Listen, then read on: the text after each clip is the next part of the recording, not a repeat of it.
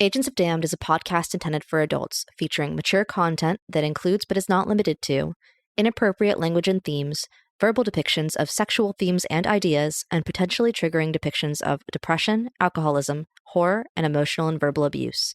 This episode also contains reference to deep water and drowning. Timestamps can be found in the show notes. Listener discretion is advised. We at Agents of Damned would like to give special thanks to third-party creators we are using during this season. Monster stat blocks are coming courtesy of Nerds Gold Extended Bestiary, as well as Kobold Press's Tome of Beasts 1 and 2. Magic items are coming courtesy of Mr. James Gifford, although there are a few here and there that may be courtesy of our patrons, and we'll shout those out as they come along. You can find all these people at their respective social medias, and make sure to continue to give support and thanks to those third-party creators out there.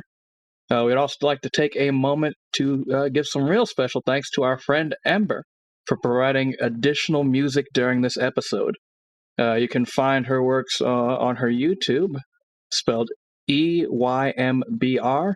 Again, that's Eymbr. Some fantastic tracks, and it's a real treat. So, without any further ado, on to the show.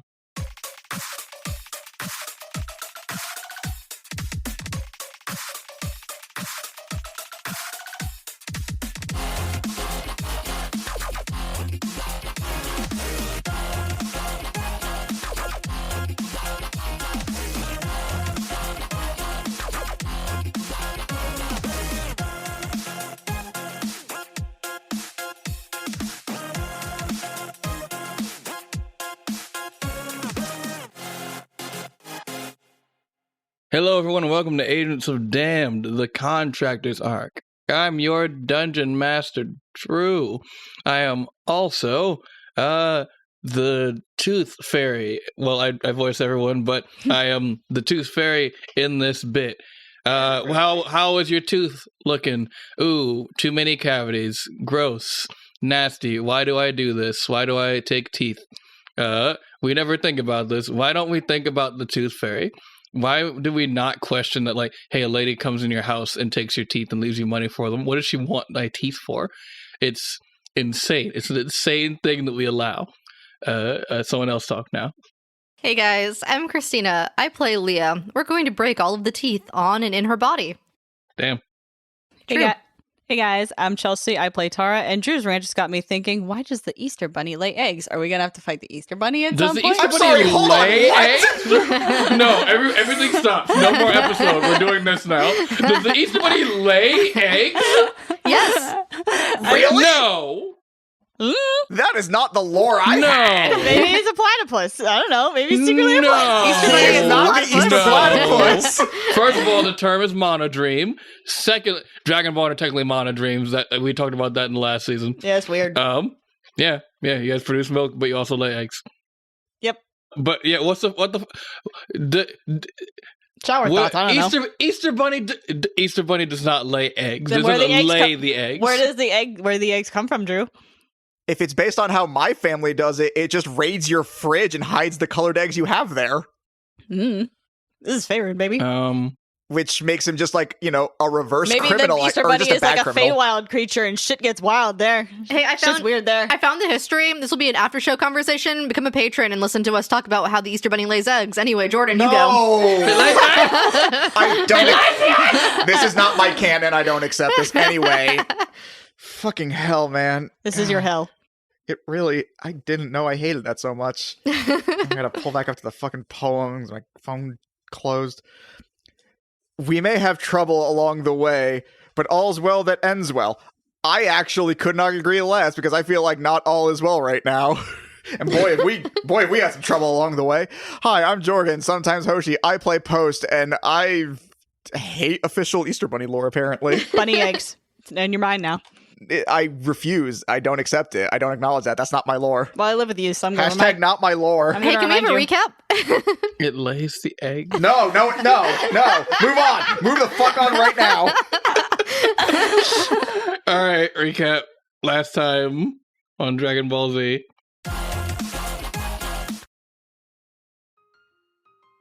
You guys, with the aid of Aras, made your way over to the territory of the Bandersnatch and quickly kind of like, got a feel for what the Bandersnatch's whole deal was, which is being a Cheshire cat, but larg. Him a big boy, oh lord, he come in, he big chonky. He come up and he hit you real bad. He's also called the Bandersnatch because he steals away a band of your being, meaning that whenever you guys got hit by him, it would just be like a piece of you that just kind of like disappeared. And it was very disconcerting for everyone. You guys managed to make your way past the Bandersnatch through a combination of hiding, distracting, some pretty quick thinking, and water work from our friend Tara. And a lot of sexual tension in between Aras and Post. That I don't think that really helped with the Bandersnatch, but it was part of the episode. It helped with me. And first ship of the season. Yeah. First ship of the season. You guys got your way past and then found the bush of leyline berries shaped like little bananas coursing with magical energy. Post partook of one of those berries and felt a deep, deep connection to his mailman ancestors and compatriots and his oath while at breakneck speed does not do it justice. At time in a bottle scene speed, took you guys across like oceans and continents to the point where you needed to be on a heavily modified and heavily powered up tensor floating disk. And you find yourselves right where you were at the beginning of the loop after chasing down the Tooth Fairy. You sent your past selves on their way to begin the loop anew. And you all rolled up and took a couple hits on the Tooth Fairy just as before. A shovel thrown by Leah buried itself into the Tooth Fairy. An arrow just lodged itself in its shoulder, and Pulse rolled up and smacked her with his shield so fucking hard, and she is running away from you guys. And that is where we will resume our tale. Alright, so let's have you guys go ahead and roll me a new initiative order for finally taking it to the Tooth Fairy. Right. Yeah, 12 for me. 10 for Post. Dirty 20 for Leah. That's about right. Yeah. I'm just happy I got double digits. Alright, now, unfortunately, even though you guys arrived on the scene, the Tooth Fairy, who is quite done with your shit, is actually going to be going first at initiative 22. Now, let's see. What is she going to do to you guys? Oh, also, audio listeners, which is everyone, we've got the battle board set up as we normally do. I'm going to ask my compatriots to arrange their minis as they would be, but all on that back row, you guys just you're in pursuit, but she's turned around to start trying to wail on you, but arrange yourselves as you would. Don't no forward default movement. To my dictation. No forward movement, but sideways is all good. I'm good. Yeah, I think I'm good for where I'm at. Alright, we just want to be in Avenger stance. I thought you said we can't. I mean, we can't move forward. Yeah, we can't move forward. There's really nowhere else to go. Shimmy to I'll move slightly to the left. That'll make a huge difference. Man. Post is going to use his movement to shimmy. Does he shimmy and shake? No, just shimmy. Does he make the hips quick? We're not allowed forward movement, so I can only shimmy. Shake is forward. I mean, I guess technically we could move one square further back if we wanted to. We get the strategic retreat. I mean, you could. Take it back now, y'all. Honestly, if you look me in the eye, and tell me that it would not be a very Leah move, just go directly behind Post. Use him as half cover, or whatever the fuck that cover would be. I'd give you probably 3/4 cover. Yeah, actually, move me behind Post. Okay. Your cowardice is astounding as always. Not cowardice. Just I'll give you 3/4 cover, but that means that your compatriot has to take any hits that don't hit you. If I was rolling to hit your AC and I missed, I would also roll to hit Post's AC. If that is the move. I mean, she's gonna My notice. AC is higher than hers, so I'm personally fine with that. No, I feel like she's I'm gonna saying, notice. I'm gonna roll twice. Okay, Job. that's fine, but that means that the second, like, it's still dependent on the second one, because by that logic, the first one definitely wouldn't hit me. I feel like she's also gonna notice I'm behind him too, because he's taller than me. I feel like the opposite is true. I feel like he would like eclipse you. She looks over and goes like, "Where did the rabbit go?" That's what I said, didn't I? No. So yeah, hold on. It is actually like my turn. So what do I want to do to you? No, comprehend languages is going to be helpful. Let me understand the language of these people. Let's see. That's interesting. Using comprehend languages to understand common.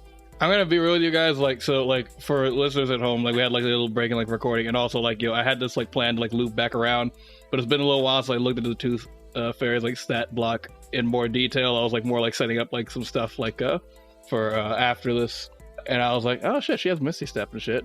Like, so I'm looking to do that, and, oh, I remember the thing you guys hated! Or the Tooth Storm? Oh, fun. No, she's gonna do a different thing than that. Oh, what is it?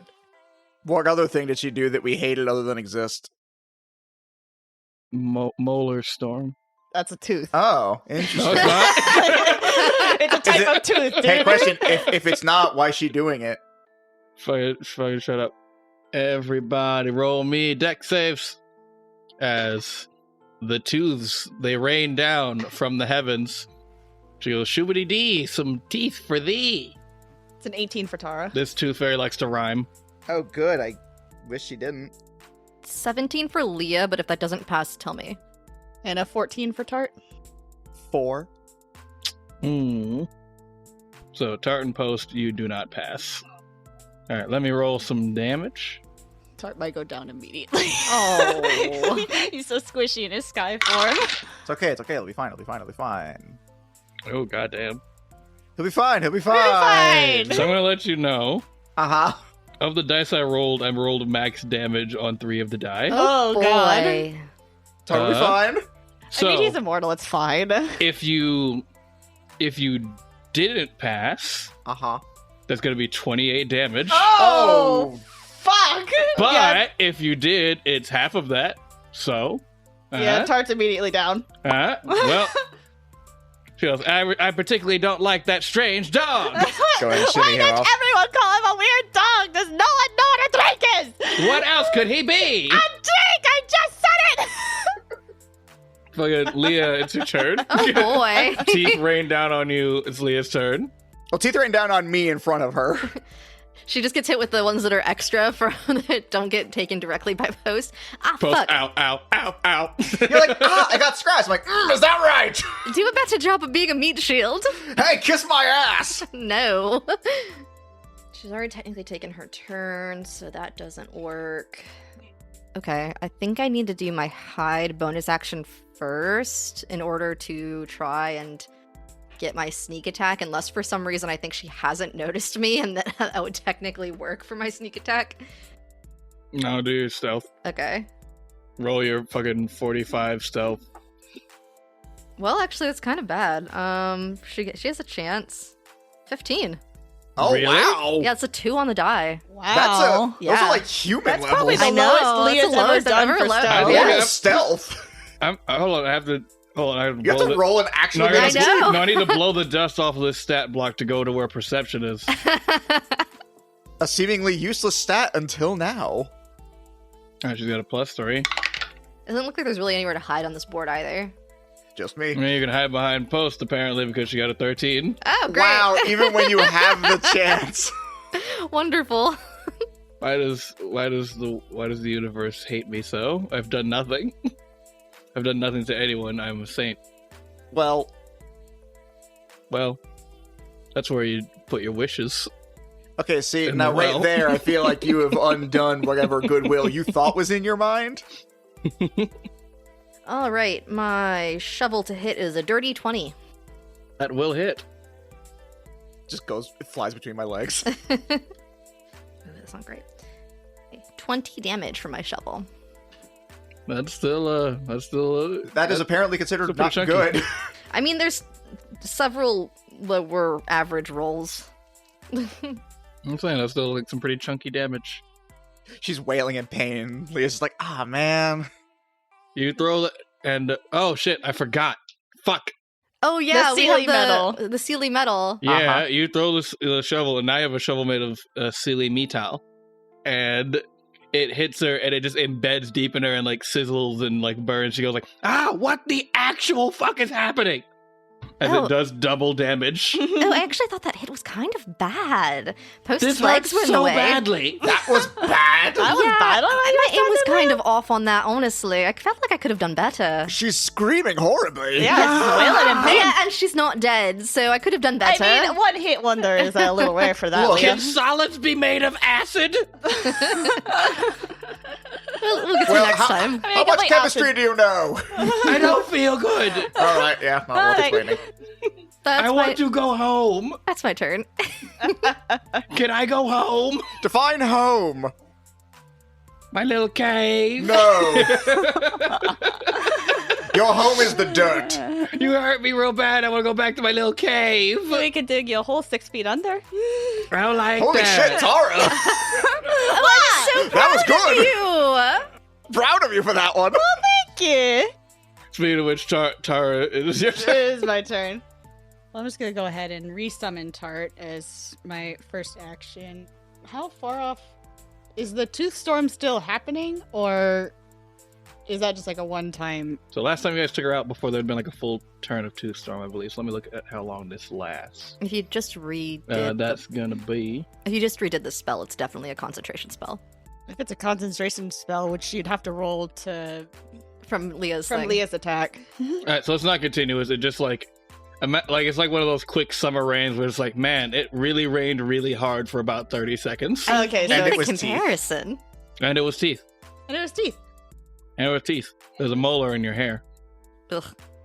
But yeah, I'll go ahead and resummon Tart in his land form this time. I can summon him at pretty much any position that I could see, I think. Doesn't say where. Hold on. Could I summon Tart anywhere on the field, or would he have to be by me?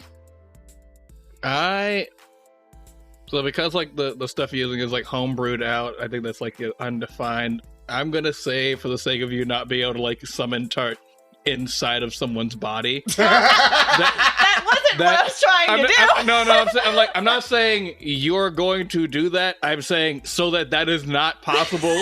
I'm going to say adjacent square. Well, if that case it's an adjacent square, then I mean, might as well make him like get closer so he can next time. I want him to bite her. Well, I didn't think about that. Yeah, let's really workshop this. But I want him to bite her. How far away is I would she? really prefer that he bit her though. I think we all Okay, yeah, no, you'd have to He'd have to go in sky form to reach it. you'd have to go an extra 15 feet. Well, I mean, you're not done with your turn. Like, you haven't finished summoning him. You can say you summon him in sky form. I will allow you to retcon, like, I'm not gonna allow you to retcon stuff from, like, several turns ago. Like, we're still in the turn. You can say, like, actually, never mind. I'll summon him in sky form. Actually, Yeah, can we there's- go ahead and mulligan that whole Bandersnatch encounter? Oh, yeah, no. Okay, well, fair. You already snatched your bands. Yeah, I'll retcon that and say I'll summon him in a sky form, and I'll take my action surge. That's what it is, to take my regular attacks on her as well. Duh. Da, da. Get her, bestie. Oh, right, you. Oh, what? What? Sorry, I don't want to distract you. Just do a real good murder. Oh, I'll do my best. All right, let's see. Good job. Thanks. Just please be quiet for now. All right, I will. Nothing quite like an omnipotent mental presence that always insists on getting the last word in. There's nothing more like hilarious to me to say like, please be quiet, and then agreeing to it afterwards and thereby making noise. Like, oh, for sure. 23 to hit for first attack. That'll hit. And then second attack. That's a 12. Probably misses. That will miss, unfortunately. Yeah. All right. Also, that's kind of like you shoot like 2 arrows, and one is like a fake arrow, like fake her out. She's like, ha, I dodged her. Ow, piss. Oh, like the shuriken under the shuriken thing that Sasuke did against Zabuza? Oh, the fucking demon wind shuriken, Yeah. windmill of death. not very Yeah. good. Don't, man, fucking Naruto used to be fucking cool. Demon Wind Shuriken, Windmill of Death. That was fucking sick. So it's a 7. So double that to 14. So not very good. That feels like about what Naruto would have done as a demon windmill shuriken. I don't know, 14 damage is like not... I cannot stress enough how she's like not happy with this double damage. Like, you shoot one arrow, she goes like, ha, you missed, ow, piss! And then like, it hits her, she's like, at least this was a normal arrow, and then it bubbles and hisses, she goes, I don't like you. I don't like what is happening. This feels so bad in my body. Good. This is two different fights happening right now. One is the fight that we're having where everyone's just like, oh man, I'm really off my game. And then the fight she's experiencing where, oh my god, they're stronger than ever! It's like, why are there new ones? Why do they have fucking ancient Fey war paint? Why are they hurt so bad? Why are they so much better this time? And then, why am I so off my game? So that's Tart's turn, so he's gonna fly over to her, and he's gonna make a distracting attack on her. So hopefully he can hit. Use my command eye to. Wait, doesn't distracting attack give you advantage? It'll give someone after, like if Post goes up to attacker, he'll get When advantage. Post goes up to attack. Eventually, it Gotcha. doesn't give him an advantage, but it gives an ally an advantage. Gotcha. Well, let's see if Tart can hit her first. Come on, Tart. 22. That hits. Gives That her will hit. Gives her a big old chomp. And of course, he has that feeling. I've been re-listening to the previous fight, and we made a joke about him having iron grills, and I was like, absolutely not. You got. I was iron going to weapons make for that free. joke again right now, but I kept tripping over my words. But here's so like I was like, we made a joke about that, and I was like, absolutely not. You may not have that. Now. No. Everyone shut up. What? Everyone shut the fuck up. What are you Everyone gonna shut say, the fuck up. Drew? Everyone shut the fuck up. Get my drink a grill! Call high or low. Why can't you just give this to me? They just figured out metal. So? You just taught them metal. High or low is like they figured out metal good enough to make little choppy things. They're like, here for your weird dog. And dogs don't exist. They still call it a weird dog. Fine. Hi. Hi? Hi. Actually, wait, dogs do exist. There's blink dogs. All right, weird dog. You're about to say we drove around Hi. town with one. Everyone keeps calling Tart a weird dog. Sounds like someone's got a grill. Does my boy have a grill? Oh my goodness. With an 11. Oh, baby. That is high. He has a rudimentary, there's no contraptions to it. There's no like hinge mechanism. They just like strapped it to his face. They're like, this is fine. He's not even really biting so much as he's like just been like, they just stuck a chunk of metal to his face and he's just doing headbutts. Fair enough. Because it's so rudimentary, there's sharp bits in it, and that's really what's doing it. There's like, we put spikes on this piece and we put it on his head and then he hits him with his head. And then Tart was like nodding up and down like, yes, this is good. This is how it shall be done. They could have made a helmet, but instead they made a rudimentary grill that accomplishes somehow the same thing. I want to shoehorn away for you guys to meet the Fae again, and like they all have grills, and it's like in response to this. Oh no. They would. I'm so down We're with this. all early 2000s hip hop stars. We all really liked part 7 of JoJo. Go Zappelli. For those of you who get it, good man. So it's a 7 and another 14 from Tart of damage. 14 damage. God 14 damn. damage. All right, so double up to 14 These are a damage. big old headbutt. So Tart rolls up. She goes, "Ah, yes, strange dog. Have you finally decided to join me in my crusade for ow, ow, ow, ow, ow? That hurts. I don't like it." And he just like headbutts her so hard. She's not looking good. She just got reborn today. This is her first day. And she's just like, I wonder what the world has in store for me. And the answer is pain. The answer is pain. This is the worst cycle I've ever gone through. All right, so that's my turn. Yeah. Like she was she showed up. She was rolling to her head. She was like, maybe I'll go with enamel fairy this time. Nah, tooth fairy's great. I'm perfect. Everything, all of existence is hurt. And it's Post's turn. Sorry, Leah. I need to go beat her face in real quick. Okay. 35, 40. God, I love having high movement speed. All right, Ingenium. I figured out, I was like, that's essentially who Post is. It's not that, like, he moves quick in initiative, it's just that he has, like, jet propulsion to move very far in short amounts of time. And probably also has a very static business run. Yep. I really can't argue with anything you've said. Also, I imagine him running in the way that, like, Joseph runs. Nigerundayo! Yeah, business run, that's what I said.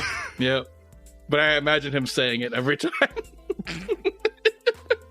I would say it, but given how that word sounds already, and with Post accent, I don't trust myself not to accidentally make that sound worse.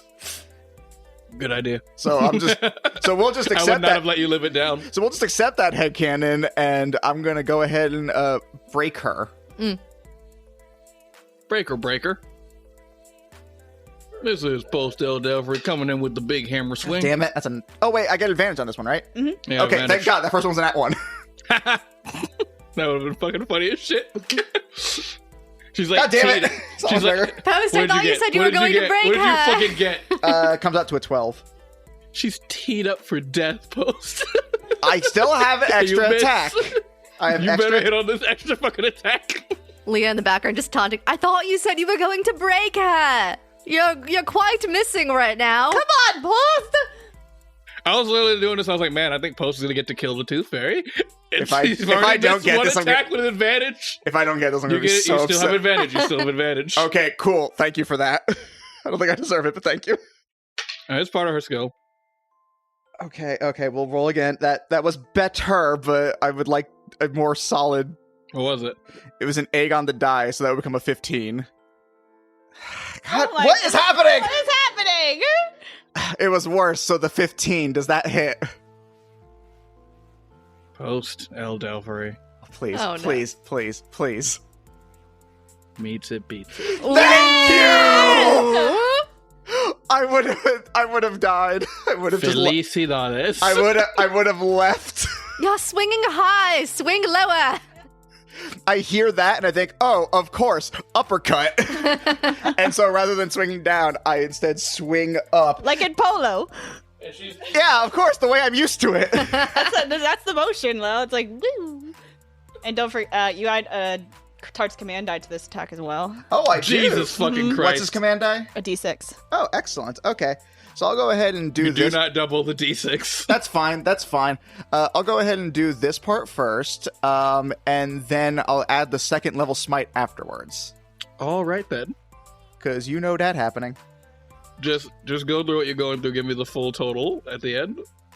Oh, delicious. That's max damage on the part that's doubled. Ooh. Oh, good. Hell yeah. Awesome. Okay, so the part that's 16 on that, plus my weapons damage die of 8, so that would become 32 total. All right. Plus the 5 from Tart. Cool. And then, as said, you know I gotta put some smite on that. Plus the extra 3d8 for the second level smite. That's an extra 12 radiant damage for a grand total of 53 damage. From the Tooth Fairy's point of view, Uh-huh. it is as though time slows down. As the hammer glows with energy, and you swing it like directly towards her head, she sees like the imprint. Like, of course you had this hammer customized. Yeah. Like, obviously. Obviously. And in, I don't know, what language do you think like that Post would put like the postman's oath on his hammer? Ooh, that's a good question. I was gonna say Latin. I was like, that doesn't exist. In English. We invented Latin. Let's see. What I feel like maybe Draconic would be the Latin of this world, because as I mentioned back when I surprised Drew with Post knowledge of Dwarvish, I do know Dwarvish and Draconic, as I feel like that would be tied. No, but let's say Dwarvish. Like you've probably got a Dwarvish make hammer. Yeah, this probably Yeah. because it's the hammer. I Yeah, would it probably imagine that would be like the good shit, where it's like, oh man, you can afford Dwarvish hammers, and he was like, yeah, of course I can. I'm Post L. Delvery. Yeah, Dwarvish. so it- yeah, Yeah. that makes sense. I like that. Yeah, In Dwarvish on your hammer imprinted across, like this is the last thing that she really sees in this like slow motion moment. And like God, she wishes she could read Dwarvish.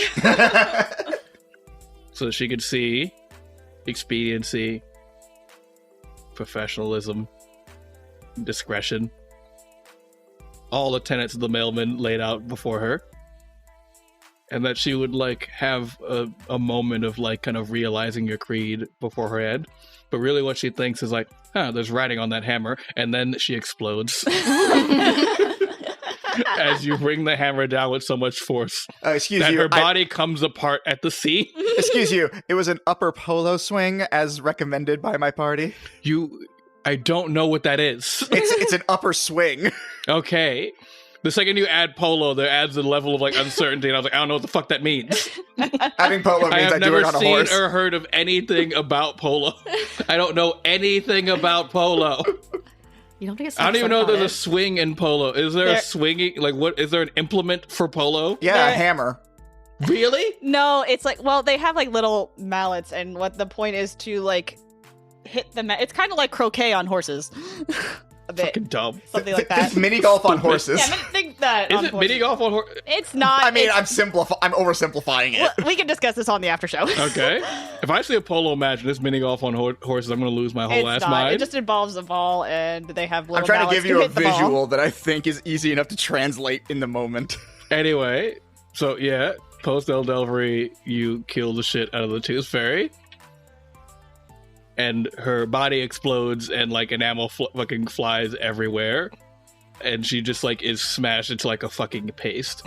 And what you notice is very absent is another Tooth Fairy springing fully formed from her head. Because there is no head. Because there is no head. And It's because paste. you killed her with Silly Metal. Oh, good. That actually worked. Yeah. Yeah, honestly, don't know what would have happened if another one popped up. Can Tot eat this? I mean, and It's mostly bone, I think. Tart's already grabbed a piece. Bestie, Yeah. I need a quick favor. Right now? It's real easy. So if you could just kind of like get in there and like the viscera and find her heart. What? Oh, God. Just real quick, just like get in there and like find that heart for me. I mean, it quick. might be smashed into a paste. Can I? Oh, Hey, look, no, I it's found the heart! Oh, great! Well, let me take a look at it. All right. Ooh, very cool.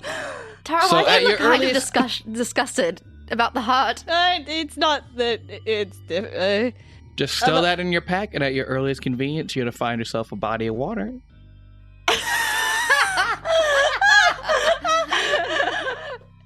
And then that goes to Mummy. Well, you mind if I have that post? Aside from bones, Tart really likes fresh organs. That sounds wrong, what you said, He but eats bones. Why is that so wrong? every fiber of my being feels like there should be an easy argument to this, but for some reason I'm drawing a blank. He says as he gives you the heart. Meanwhile, Tart's literally chewing on a piece of enamel over there. Actively avoiding the meat around it. Look, it's his favorite. If there's no bones around, then yeah, he'll go with organs. It's good for his digestion. Okay. Just give me the heart. Right. Oh, thought actually just occurred to me. One moment. We should still have time for this. Can I pull out my speaking stone? Yeah, go for it. Cool. I'd like to call someone I aggressively don't want to talk to, but realize that is probably the best person to get things done. Okay. And I'm gonna call Chauncey.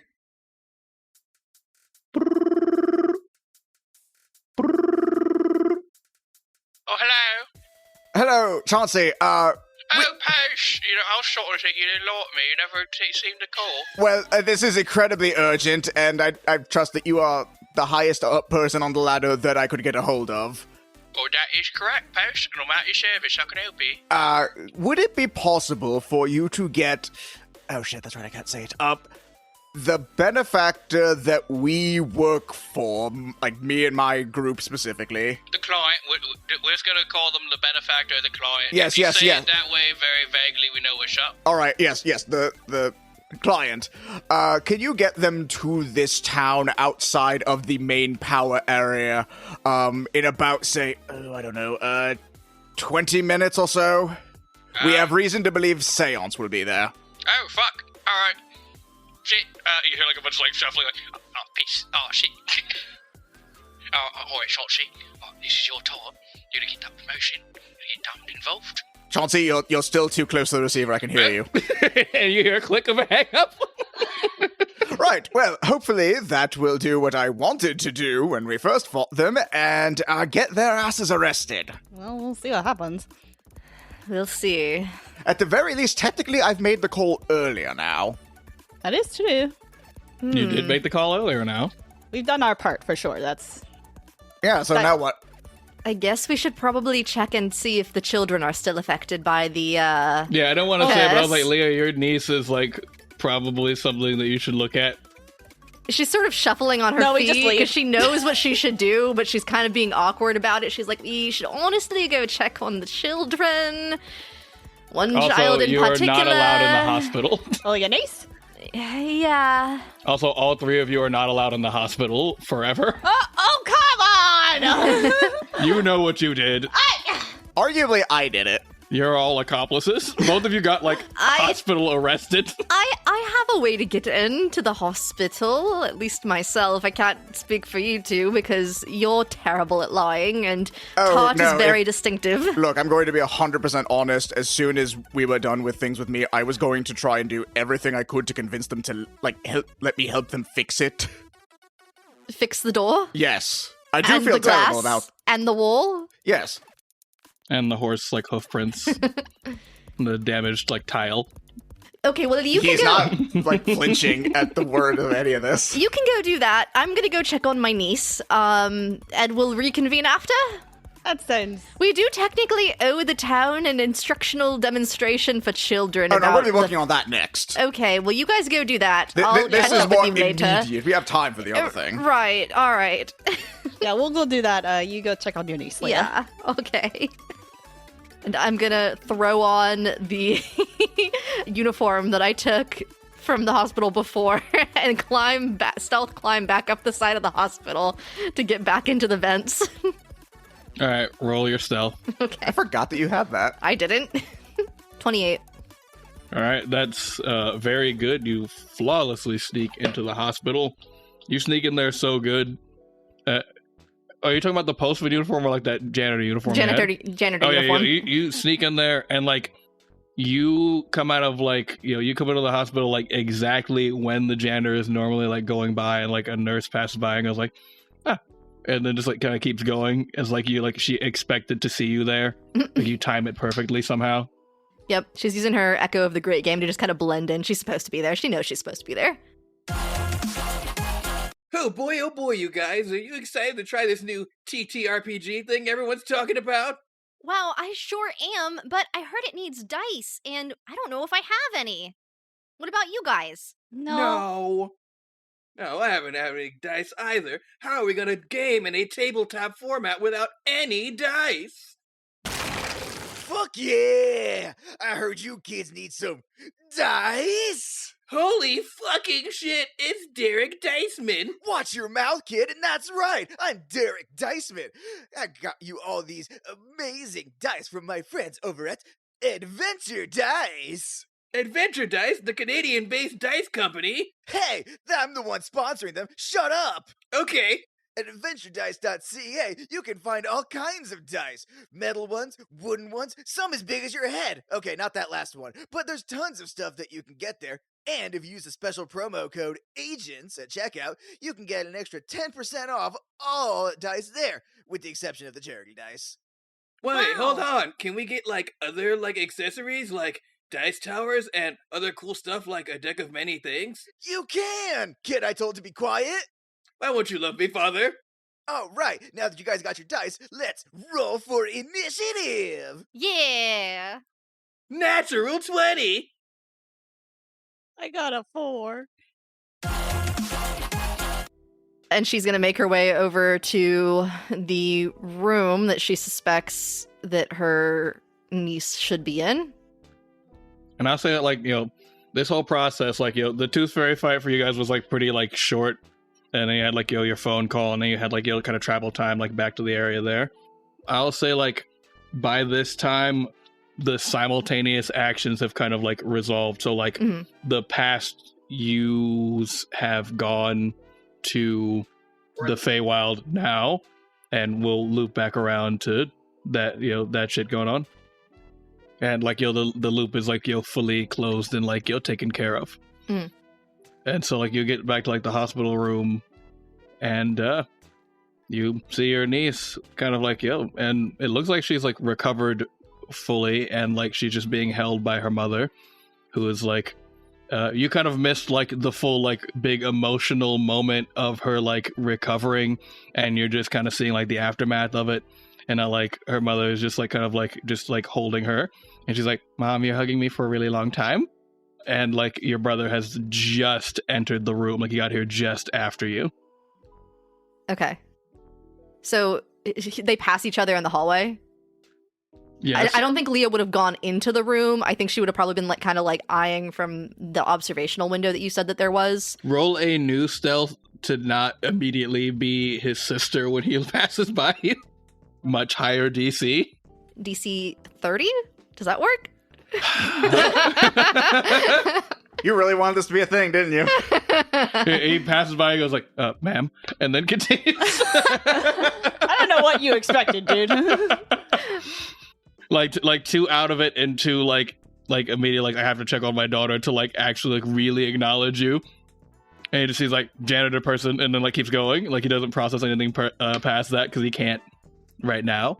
Yeah, she just kind of shakes her head, just like, honestly, if it was that easy just to get around him, I should have done this way sooner. And he goes and like he goes and hugs his daughter and his wife, and like there's like a big group hug, and his daughter's in the middle, and she's like, "You guys are squishing me." Aww. Leah sort of standing there, like, this isn't the right time, isn't the right place. I don't really want to introduce myself to a child that I don't know. So she's just going to kind of try to sneak sleight of hand, like, a note, I think, in a spot that her brother would probably be able to grab it. Roll it. Okay. Specifically, the sleight of hand. It's a slightly lower skill. However, that is a 19 on the die, so it's still a 27.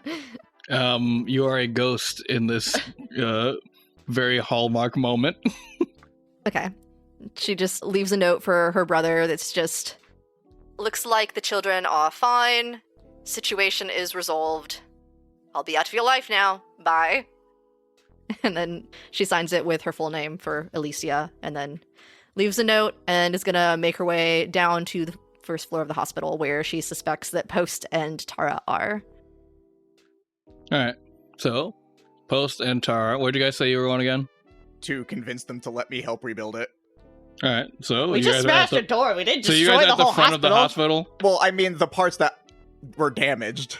So you want to replace the door? Post feels really bad. All right. I'm just Like, he did clarifying it with you. in spur of the moment, but he is like, look, I'll stick around and help with this as much as is needed. Mhm. You get to the front of the hospital, and like when Leah's brother went back to the hospital, he brought like some Sidco, not operatives, but like what's the word I'm looking for? Employees? Not even employees, but I guess like workers or like yeah, it's like he brought like some Sidco workers, like some real like blue collar, like in overalls, like type dudes that are like, you know, like kind of report directly to him, and they're like there, and they're kind of like, you see like they're coming up with like measuring tape and stuff like that, and it looks like they've kind of already started the process of like planning out like fixing up the stuff in like the hospital. Is there like a clear foreman? Yes. All right, I would go up to him. As clearly like a like I am coming like with good in like I'm not trying to look like too like effectively I'm like trying to like make myself look like more like small, if that makes sense. Like I'm not trying to come in like big and boisterous.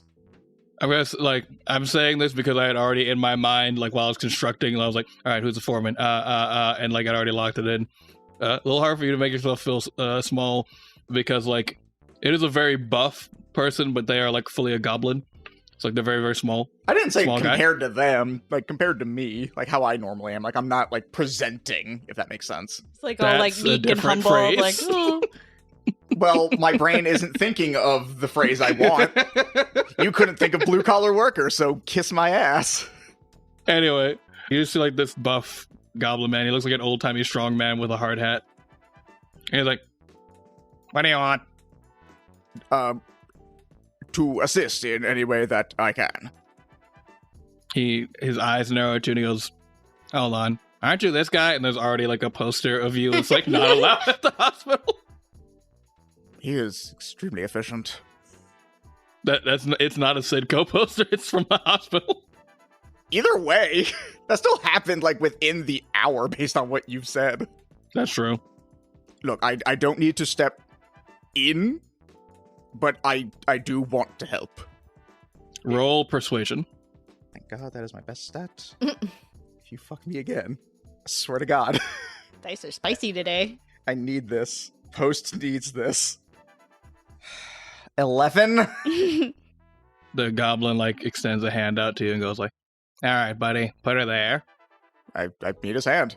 He like tries to like hold on to you and do like a fucking Black Widow-esque like flip around, like try to hold you thing. And he goes like, security! Security! For goodness sakes. I grab him and take him off me. Yeah, like the hold is not successful, but he tries. Yeah, no. And security looks up, and their weapons raised and ready. One of them like goes like, didn't I just finish with you earlier? Hands are already up. It's like, I know. I wanted to make amends. And this is the only way I can think how. I know what I did was reckless and stupid, but it was an emergency. I'll let you roll persuasion with advantage on this one. Advantage on the one I did, or this one is fresh? This is a fresh advantage. Okay. You're not trying to convince security. You know what? No, I'm not rolling with that die again. That die has fucked me too many times. You have a whole bag of die, and you default to one set of dice. They feel like the most post dice. Oh They no. really don't want you to make a mess. What was it? It's okay. I have advantage. Yeah, advantage. Here. What's the first What one? is it? First one's a fucking 2, which What? goes up to a 7. Ooh. Wow, that's not good. Thank you. I hope you I do would better. have never guessed that a 2 was bad. You gotta do better than that. Do a better roll. Please. I beg. If I have to make a second deal to Denier, so help me, I'll do it. Ah. What is it? You got so quiet. Tell me what it is. Is it? Do better. What it is it? Post What accepts his failure and walks away. I wish we had a visual medium right now because Hoshi's face. What is it? It's a 3 this time, which goes up to an 8. The Warforged security guard like puts out a robot head and goes, ah yes, put her there. I'm not falling for that a second time. I'll just leave. I don't think we're getting anywhere here, posting. We technically don't have the authority to put the shoes to you if you're not on hospital grounds. Please step on hospital grounds. I'm not doing that. Come on. It'll be fine. No, I recognize that is a bad thing for me to do. I'm trying to do this respectfully. Come on. Let us do like fucking robot punches to you. If I do robot punches, would you let me help? It turns to like his friend and they whisper for a little bit and they go like, we each want 10 good robot punches. Are they being genuine? Yes. 10 good robot punches and I can help. That's 20 in total. There's 2 of them. I recognize. I knew it was more than 1. How much damage would that be? I'm not going to roll like the damage on it. Okay. It's going to be more damage to post pride. Okay. At this point, I feel like for post, because of everything that he has gone through, this is a lesser blow to his pride than just not being able to make amends. So he will say, fine, 10 each. All right. And it's not like one of those like, all right, like you get a freebie. It's like you step on hospital grounds and like they push you over and they're just like going, get, and just like punches down the ground. Yeah. And you get up and like your hair is all frazzled and your mustache is out of place. But you're now allowed on hospital grounds. I slide it back into place. All right. Swoop. And the foreman goes like, not many people would take that many robot punches just to help out. Exactly. All right, go get a hammer. I momentarily reach for mine and then realize, no, he means a smaller one. And so I go get a smaller hammer. Regular hammer, you fucking freak. I caught that. Fucking horse boy. I don't, you know what? No, you would know that. Yeah, that's fair. You would know that, yes. I was going to make a comment of, I'm not even on my horse, and then I was like, no way, he's here because of my horse. Yeah. All right, and I'll say, like, you help out with, like, some reconstruction efforts over at the hospital. Tara, what are you up to? I think Tara was, like, kind of watching that, and, like, she does have one thing that she wanted to do, and she would like to go to the post office with this. She wants to mail something. The heart to the sea. No. Just whenever you get to the sea? Just whenever you get a chance, Bestie, just any body of water would be real nice. Look, there's a pitcher of sweet tea. Can I dump it in like a puddle or something and not count? I mean, it's not like the most elegant way to do it, but I can get it from there. We'll wait till we're at the sea. I feel like that would be better for whatever it is that you It'd want be more to do. cleansing. Cleansing? More cathartic. You're not going to tell me why you want to do that, are you?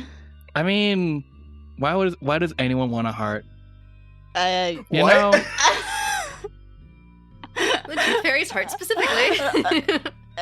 I no more questions for now. But she makes her way to the post office. Yeah, it's all good. Yeah. We're all Tara good. needs to ask more questions. Tara needs to ask so many more questions. I'm trying asking questions. She's very vague.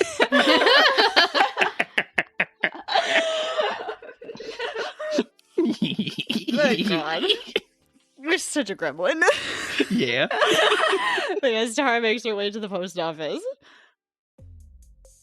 Are you going like, I'll say, like, are you just going like the front, or do you go to like Billy Backhall's office because like you know a guy there? I think she'll just go to, like, from what she's heard of Post, that everyone within the mailman is highly efficient. She doesn't feel the need to necessarily go to Billy. If Billy's there, great, but she'll just go and she just wants to mail something regularly.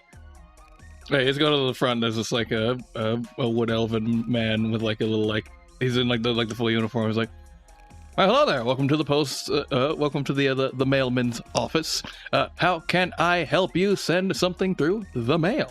I was wondering if you could help me ship something. And she pulls out one of the Fivern fangs that she acquired within the Feywild, and she wants to send it to her parents. And with a note just wishing them well and saying that she misses them. Oh, wow. These are some impressive article here. Well, I'll make sure that is packaged up safely for you and sent away to your destination. Where are we sending this along to? Northern Thymender, and she gives them her address, because I'm not making up an address on the spot. Yeah, we're going to do that. It's like 1-800 Dragon Scale Road. I don't know. Yes, the Drake Farm. Yeah. All right, we'll get it there, lickety split. It's impressive that you know exactly where that is. Well, I have to know where everywhere is. That's impressive. But thank you for your services. No problem at all. And he's wearing a little hat and he tips it to you. Thank you. And she trusts that, and she just makes her way back to Post and Leah. All right, so as you make your way back to Post and Leah, yeah, you guys got kind of like reconvene. I'd say like you probably like, I think like your common point of like egress is like the either like the portal zone or like Billy Backhall's place. Like which like Billy Backhall's like home. Like which place would you guys want to meet up at? They all meet up in the center of town doing a demonstration for the children that have gathered on how to strike down a fairy. Oh my God! Oh yeah, you know we're doing it. Oh yeah, you know Post has got that up and ready to go. Performance. Hell yeah! Oh my God. Okay, there we go. Above a 10, amazing. Ooh, dirty 20. God damn. So my performance is a +6. That's a 26. Jesus fucking Christ. On a nat 20? Post is apparently tired from hard labor. He only got a 13. Post is doing theater tech. It's mainly Leah and Tar. But like you guys in very short order like put together like a whole ass like puppet theater and do like an actually very informative and very fun show about like how to take down a malicious fairy and about iron safety if you're like Fae born. Mm-hmm. Like, you know, like one of those videos that tell kids like not to touch hot stoves or like to try to like, you know, use the stove by themselves and shit like that. Or not to touch knives. Not but to get like cast about iron stoves to your, or cast iron pans to your Fae neighbors. And there's like a thing that Leah adds in there about thinking twice about making deals with people, and that you always have time to reconsider if they are forcing you to make a decision on the spot, that they don't have your best interests at heart. Say no to pack. Say no to packs. If there's a cast iron skillet, maybe you should just chill it. There's like little songs and shit. But like say no to packs. I think a lot of kids start saying say no to packs. Like it becomes like Dare. Like you guys do a good ass job. Unlike Dare. Yeah, unlike Dare. Well, we unlike have a Dare, cute you guys do a weird good ass job, dog like, with us, say no to too. packs. Tart is our mascot. Tart is a mascot. Tart is the mask. You guys make T-shirts and they say no to packs and it has Tart on it and Tart's like anthropomorphized doing a little thumbs up. He's like the Dare Lion. In this town, Tart is the Dare Lion. This is now what has happened. But for Fae packs. For But Fae for Fae packs and iron safety. And I'll say, like, you know, with that high roll, like, Big Bravo is in, like, the, like, audience also.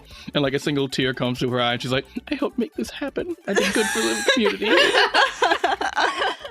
Post no longer feels guilt about his lies, because they are now not lies. So, I think we've got, like, that resolved there. Is there anything else that we would like to do in town? No, I think that's it. I think we're good. I'd like to teach the town about polo. No. Fair. Hard no. Let me rephrase that. I'd like to teach you about polo. That's after show That's shit. after And honestly, good fucking luck. I say, as the person who would be learning, I was like, good luck with that shit. I don't retain information well. So, yeah, it's kind of like make your way to like the teleporter, but like as you get there, Leah, you hear someone like approaching quickly. I think her ears immediately turn and she's immediately on edge. Assassin. And roll, I'll say roll perception. This is like a snap roll of perception to like catch eyes on this before it affects you. No. No, I don't. What? What'd you roll? I rolled a 1, which Welcome makes to the it club. a 7, but that's still Nope, a there is 1. no 7. It's a natural 1. You know my rules, natty 1s and natty 20s. Oh, I know. I'm just just that. saying it would be, but it's just a 1. Optimistically, it still fails, but not as bad. You turn your ears to like the source of the sound, and like for some reason, maybe it's like in your blood, this person has like an innate like stealthy talent. Like they almost like dispersed the sound in a way that like made you misjudge where they're running from, and you turn the wrong direction as they absolutely like tackle and grab onto your leg, and you look down at like little rabbit girl, Tallulah, and she goes, "Hello." Oh my goodness. You can get off my leg now. Nah. I think yes. Nah, like this. Leah, no, please, you need to let this happen. Let this happen, Leah! She just This shakes is adorable, Mine? please. she's shaking her like just, Just mine. No, this is cute, please. I need this. What? I'm Tallulah. Hi, Tallulah. I don't think Are we. you my aunt? Oh. Yes. Does your father know you're here? Everyone else agrees. She's like, does your father know you're here? You see, like, on the horizon, like, both her parents are, like, sprinting as she's, like, gotten away from her. Right about tracks. Leah picks her up by her scruff and turns her towards her brother. Come on, don't scruff me, bro. I have something of yours. Thank you. There, Tallulah, that inappropriate. Don't run up and grab random people's legs. We don't know this lady. She's my aunt. Okay. How did you? And he looks over to his wife, and his wife is just like, Leah starts shaking her head like, not me. It was not my has doing. already left, knowing he cannot afford to be a liability here. That was not my doing. Yeah, he looks at his wife and like it seems to be pretty clear like his wife like spilled the beans. So like Rosalind is kind of like, it's like she should know her family. She should know her family. Sometimes it's better not to. I did come here for a reason. My intent was not to bring Tallulah, and also I will take Tallulah from you. And she's like scrambling. She's like, release me. Here you go. Weirdly, she doesn't seem that different from when she was possessed. Yeah, just less screaming about the enamel queen. She's like still pretty like young, and she's also just like pretty like, what's the word I'm looking for? Like, you know those kids that are like very like rambunctious, but like they're also like very like unbothered. Like they have not like snapped into social conventions yet. Oh, so like, a kid. No, Like, just a toddler age, yeah. Even by like kid Gremlin? standards, like she is like like a full gremlin. Like she's like scrambling, and then she like sneezes, and then like she doesn't do anything about like the snot. She's just gross. like she's just like tissue. Rosalind comes in with a tissue. I'd argue that's doing something about it. It's asking for a tissue. Oh. Okay, yep, you have a child. Yeah, she is a handful. Oh. I want to touch Auntie's ear. You can't do that. People don't like that. Please do not touch my ear. I want to though. That's nice. She's Not like reaching happening. her hand up. She's like, No. I love Tallulah so much with all my heart. Post is definitely watching from like Yeah, wherever he Tar like fucked off to. snuck off and watching. Just like, This is everything I was hoping this moment would be and more. Oh. Tar's like filming it on her phone. Send me that.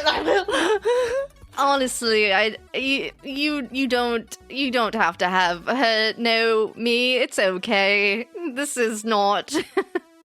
He's also kind of stammering with like the I don't know, and like Tallulah is being very blunt. She's like, how come? That is a complicated answer. Most of it stemming from the fact that she's kind of looking at her brother. Would probably rather not. I did come here to thank you for saving my daughter and also all the town's children. And she looks at him like, so Auntie's like some kind of hero or something? No. Like you both say no, and you're just like no. No, that's the wrong word. No, we're not doing that. No. Hero You do is that, and I'm like, no, we're hiding. No. I simply took care of some business. There's no heroism here. Not for a long shot. And Tallulah looks at you like, well, you did save me, right? I suppose, by extension, yes. She like holds her hands up, so like, can I do a thank you hug? Oh boy, that's a big question. How about a thank you fist bump? I don't know how to do that. Like this. Roll insight. I do that. Roll a DC 5 insight. Hold on, what's my plus to insight? Jesus Christ. 4. I rolled a 3 on the die and have a plus 1 to insight. Okay, yeah, she sincerely does not know how You to do will a have fist bump. growth, Leah. Now, to be fair, I can't imagine Leah understanding children. No, I can't either. That is fair. Yeah, she definitely doesn't know how to do a fist bump. Like this. As you like go to try to show her, she like grabs and then scrambles up like onto you, and she's like, "Wait, that ear." I knew it was the ear. Oh my goodness. And she's like, she gets there, she touches your ear, and immediately, just because she has satisfied the impulse, she's like, "Okay, I'm done." Okay, yep. And she takes her very stiff arm, puts her back down on the ground, and just, you are something else. Something else. And she's like, "My mom and dad say I'm a ragamuffin." That's a good word, yes. Okay, yep, I should probably get going, but, glad she's safe. Rosalind, like, bumps your brother Nikolai. He locks up, like, all of his joints, like, lock up in, like, almost like a defiance. You get, like, the feeling of, like, there was an agreement to do or say something that he's not honoring, and he's trying to force himself. And, like, she nudges him again, and he still doesn't do it. And then, like, a third nudge, and it's still, like, nothing. And then she just kind of, like, peeks up behind him. She's like, you want to come over for a dinner? Oh, boy. Only if you actually want me there. You do not have to feel obligated. Rosalind, like, kind of, like, pushes past Nikolai, who is, like, kind of, like, locked up in, like, he is almost in, like, a stasis, which is, like, he's been, like, not cool with you for so goddamn long, but he can't, like, he, like, factually cannot deny that, like, you fought and bled and, like, helped save his daughter. So he's, like, he's almost, like, caught in a paradox in his brain. And she's like, well, I would love to have you there.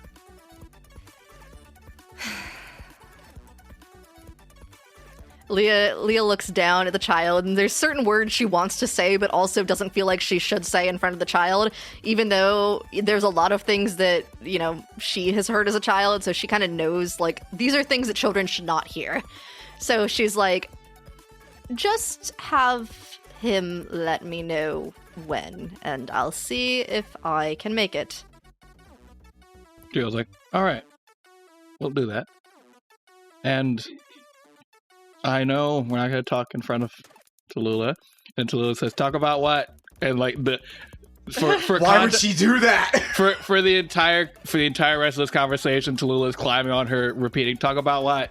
Tell me, talk about what? But I'm not going to do that, but, like, know that that's what's going on. If you want to loop that in the background quietly, talk about what? Tell me,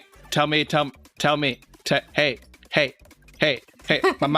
mom, hey, mom, tell me, please, hey, tell me the thing, tell me, hey, mom, hey, tell me, hey, I'll bite your ear. I can't reach, it's too high. Mom, tell me.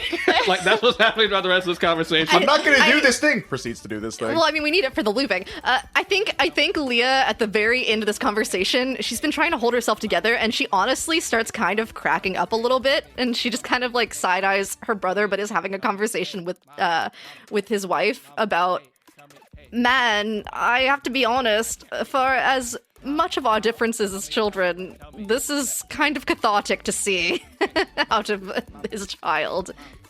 Well, you know, kids can be a handful, and Tallulah's especially a handful, but I know, like, you know, the details of how your brother feels about you and, like, what he believes happened between you. I think I don't want to be presumptuous, but I think both of you could benefit from a talk, and I think both of you could stand to understand each other better, because I've only known a bit of either of you. You're not incredibly dissimilar, and I say that as the woman who's married to this guy, so you know, I like him. He's a good guy. He's just also a little difficult. He goes, hey. We've only just met, so I wouldn't presume that you know anything about me. But if you seem to gather that from the small interaction we have had so far, you think we are, that is interesting to hear. You both thump your foot when you're angry. That is upsetting to hear. You look down and realize you've both been thumping your feet this entire time. Yeah, like that's the soundtrack is like a rhythmic thumping, both of you at the exact same tempo, and fucking Tallulah going, Mom, tell me. The ambient noise of this scene is going to be a nightmare. I'm so glad you've taken over this responsibility. Oh boy, alright, well, and she looks down at her speaking stone, because she was in the middle of probably drafting a text, and it was part of the reason that she was also partially distracted by the incoming distance of Tallulah. I do have to get going, I have places to be, and things to do, so bye. Goodbye. And thank you again. And your brother goes like, yes, thank you. And and she goes like, go on, baby steps, you can do it.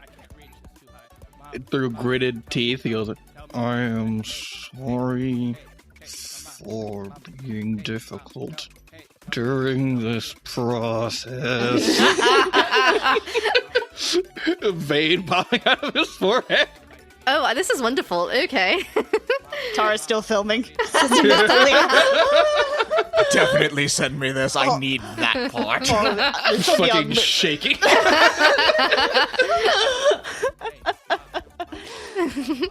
I'll consider your apology. And she just turns and leaves. He like turns his wife like, you see? She's like, calm down. Leah still has to be a little bit of a little shit. Typical sibling energy. Yeah. You guys go through the teleporter. Roll your saves for the teleporter. It's con. Con, yes. We're not using this die because Oh my god, finally, it did a good. Holy shit. 18. 18. 11. 11, not great. Not 21. 21. Mm. Alright, so post. Light as a feather, stiff as a board. That's my mantra. Yep. Leah. Stiff as a feather, light as a board. What? Which also works somehow. Not really. Does Shh, Abby, shut up. No, like a big feather, like a goose feather. It's got like that big sturdy thing down the middle, so it's still kind of stiff. Yeah, no. Ooh, but Tara, Yeah. you're putting your phone away, and you're just like, oh, I should post this, and then like the teleporter goes up, You're loose on both ends. and you take 4 damage as you land. Like, Ouch. you think you were standing completely straight, so like you think you were like fine, but you like through the trip had been turned completely like upside down, and so you land like a pencil dive, but like on your head. Ouch. Just thunk. Tara, no A bunch of your arrows fall out of your quiver and shit. It's like it draws a lot of noise and attention. Tara, no texting and teleporting. Yeah, you're right. I was trying to send you a funny video. A funny video. It has nothing to do with that interaction that you definitely weren't filming. No. Okay, maybe yes. Trust me, you'll want to see it. Especially the ending. The ending was Yeah, the choice. ending's the best part. Okay. And you guys have like just returned from your mission. Now, where do you guys want to go first? Do you guys want to go home and rest up? Do you guys want to go to debrief? Like, you guys do have like kind of like a refractory period of like choosing like what you want to do. I feel like Post at least would want to go and debrief just to figure out like what came of alerting them of seance. Like, did anything come of that? In the last hour or two. Yeah. I think Leah's trailing slightly behind them as they're heading in that direction because she is actually texting someone. She is currently messaging Albus, and she's going to ask him how his gardening is going. Roll insight. That is an 11. 11? Mm-hmm. Also, that just barely makes it because this is like a little obvious. You know, something like odd about like when he texts you back, and that like it like nothing about like his choice of words or anything like that that makes you like suspicious of like, you know, oh, does someone have a hold of his speaking stone? Like nothing like that. But he says like, you know, like, his gardening's going well, pruned a great many weeds from the garden, and so the flowers are flourishing. See you soon, Sprout. And he signs it off with that. Do you think it's weird that he said see you soon? See me soon? What the fuck does he mean, see me soon? I didn't say anything about meeting up with him. That's all you got. She sort of like feels a little bit weirded out about that, and she sort of shoves her. She has a moment where she thinks about responding with just like 3 question marks, but she thinks better of it, so it's like her typing, and then she stops, and so the typing about like symbol goes away, and then she just puts her phone back in her pocket, like, I'm going to find out no matter what that means, so I guess I'll just wait and see. He sends you like a little animated gif of like a Fearbulg doing like a double eyebrows up, like the eyebrows up down, like the ruh, ruh, like the She she's just like, I think she just responds back with like a mint emoji. She's picking on him. All right, so you go from that, and you guys are actually, because this was like a larger mission, you're over in Johan's office. So you go past like the receptionist into like Johan's office, and Johan goes like, "Ah, yes, you three, the chuckle fucks, as it were. Is that our official title? It is on your paperwork. Oh, I hate that. I don't like that. Why is that? Oh, you brought a nude goblin into my office, and I am vindictive. Okay.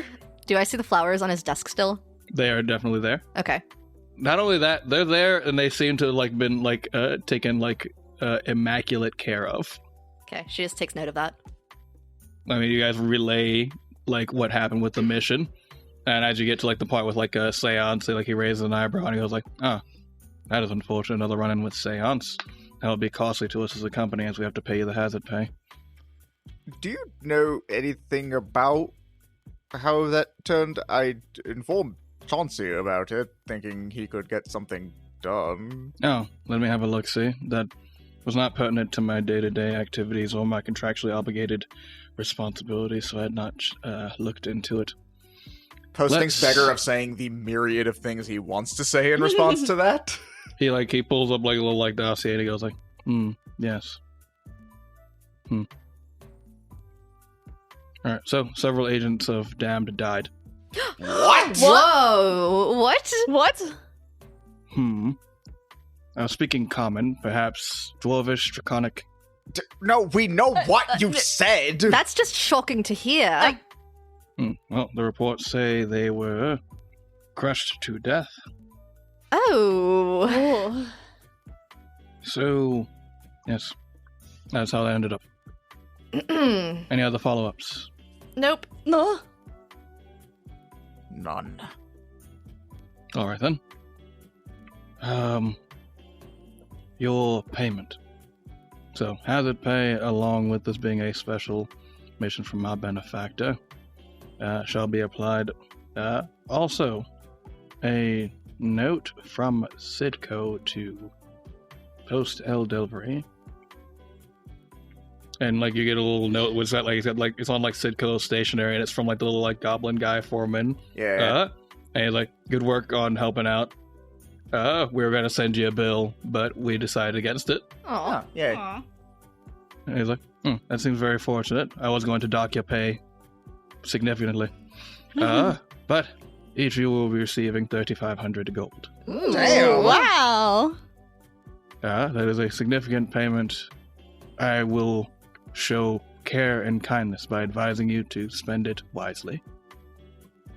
Have I shown adequate care and kindness? Yes, sir. Good. You may all leave except for Leah. Me? Yes. Okay. Do you all leave? Yeah. No, we Yes? just stand there awkwardly. Yes, we leave. This is an audio fucking format. I'm Say putting- your things you do. You very much made it sound like we were being forced out. We thought it Yeah, was we obvious. just like that was assumed. You're all shuffled out. Are they doing the thing? He reaches for like the trap door and then like looks at the two of you, goes like, "Right, I must be nicer. You may leave through the door." Thank you. And they leave. Are they doing the thing where they're like trying to listen in through the peephole? Post is not. Tara thinks Let's about leave. it. It's like, Let's start it, huh? probably not. All right, so Leah looks at you, is like, "Leah, Yes. flower you gave me. Well, the flower you gave Midge, who she then gave to me. I have questions. Okay. How do you properly care for this flower? I have been nearly losing hair on trying to make sure it is in the most optimum condition. Are you aware of the orcish gift-giving tradition for a relationship? Am I aware of that tradition? Roll history.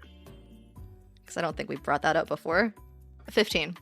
15? That's enough. So, like, you know, like, you kind of, like, you piece it together both from, like, almost buried knowledge in your brain, and, like, the run you had with, like, Midge before, and that, like, when, like, you gave her, like, a gift to give to, like, someone else, it seemed a bit more significant to her than just like, hey, here's some flowers to give your boyfriend. It is within Orcish custom common to, if you decide to make a relationship serious, to like give like an item that requires like some degree of like care to maintain. And the care and maintenance that is shown to the item, because like Orcish culture is like very like muted about like interpersonal affection, is like the affection for the person. Like if you gave someone like a really nice chair, it would be expected that like you wax that chair, like you wax and like keep that chair like pristine condition every single day, as that is like the symbol of like the care of your relationship. And so that has been applied to this flower. This cut flower that's This inevitable bouquet to die. This bouquet of flowers. And like you see, it was like you notice in the beginning, it was like, oh, it's in like immaculate care. You notice like there's a bunch of like magic on this flower and shit. Yeah. That's like preserving it in like stasis. But like Johan doesn't really like know botany. He's just like, I need it to root and like grow. I need help. Has this man just been casting gentle repose on this flower? Just, I don't know if mending would even work on the flower too. Just Keep He's it like, from it dying further. He like looks at you very seriously. He's like, it cannot wilt. It must not wilt. Yep. Okay. Teach me plants. There is only so much that can be done in a short period of time. However, do you know any druids or rangers? Maybe? I think both of those would probably work. We are the best of what's left. We do not get very many druids.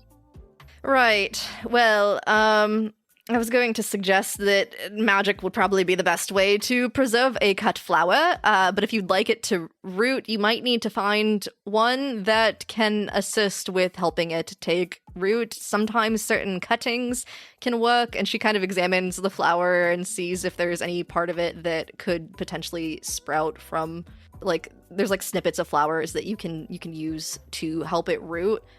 Yeah, I'd say roll nature with advantage. Okay. Because this is your whole fucking deal. 16.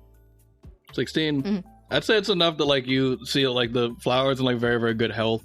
And you feel as though, like, if it was properly cultivated and, like, you did, like, the proper treatments to the soil with, like, a little bit of, like, straight up botany and a little bit of, like, straight up magic, that you could direct Johan on how to help it root. Okay. Yeah, so she kind of pulls out a dagger that she uses for, like, actual gardening. Not for gardening in air It's not quotes. bloodstained. Yeah. That shovel of yours is oddly dull. Most of your shovels seem to be quite sharp. Well, first of all, this is a knife, not a shovel. What's with that flat shovel? Why are shovels so much sharper than your knife? I encounter many weeds when I am gardening, and they help cut through the weeds. Very well.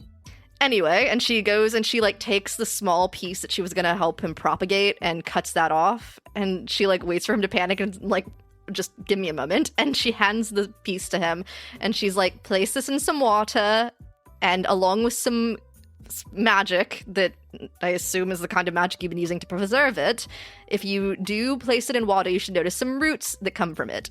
When the roots come out, then you can plant it in the soil. Make sure it gets, and she looks at the plant. This one only needs like 6 hours of direct sunlight a day, so it doesn't... He looks at you and goes, plants need water and sunlight? Yes. Like lots of living things. He's from the astral plane. Fair enough. He has this thing in it, like a stasis field.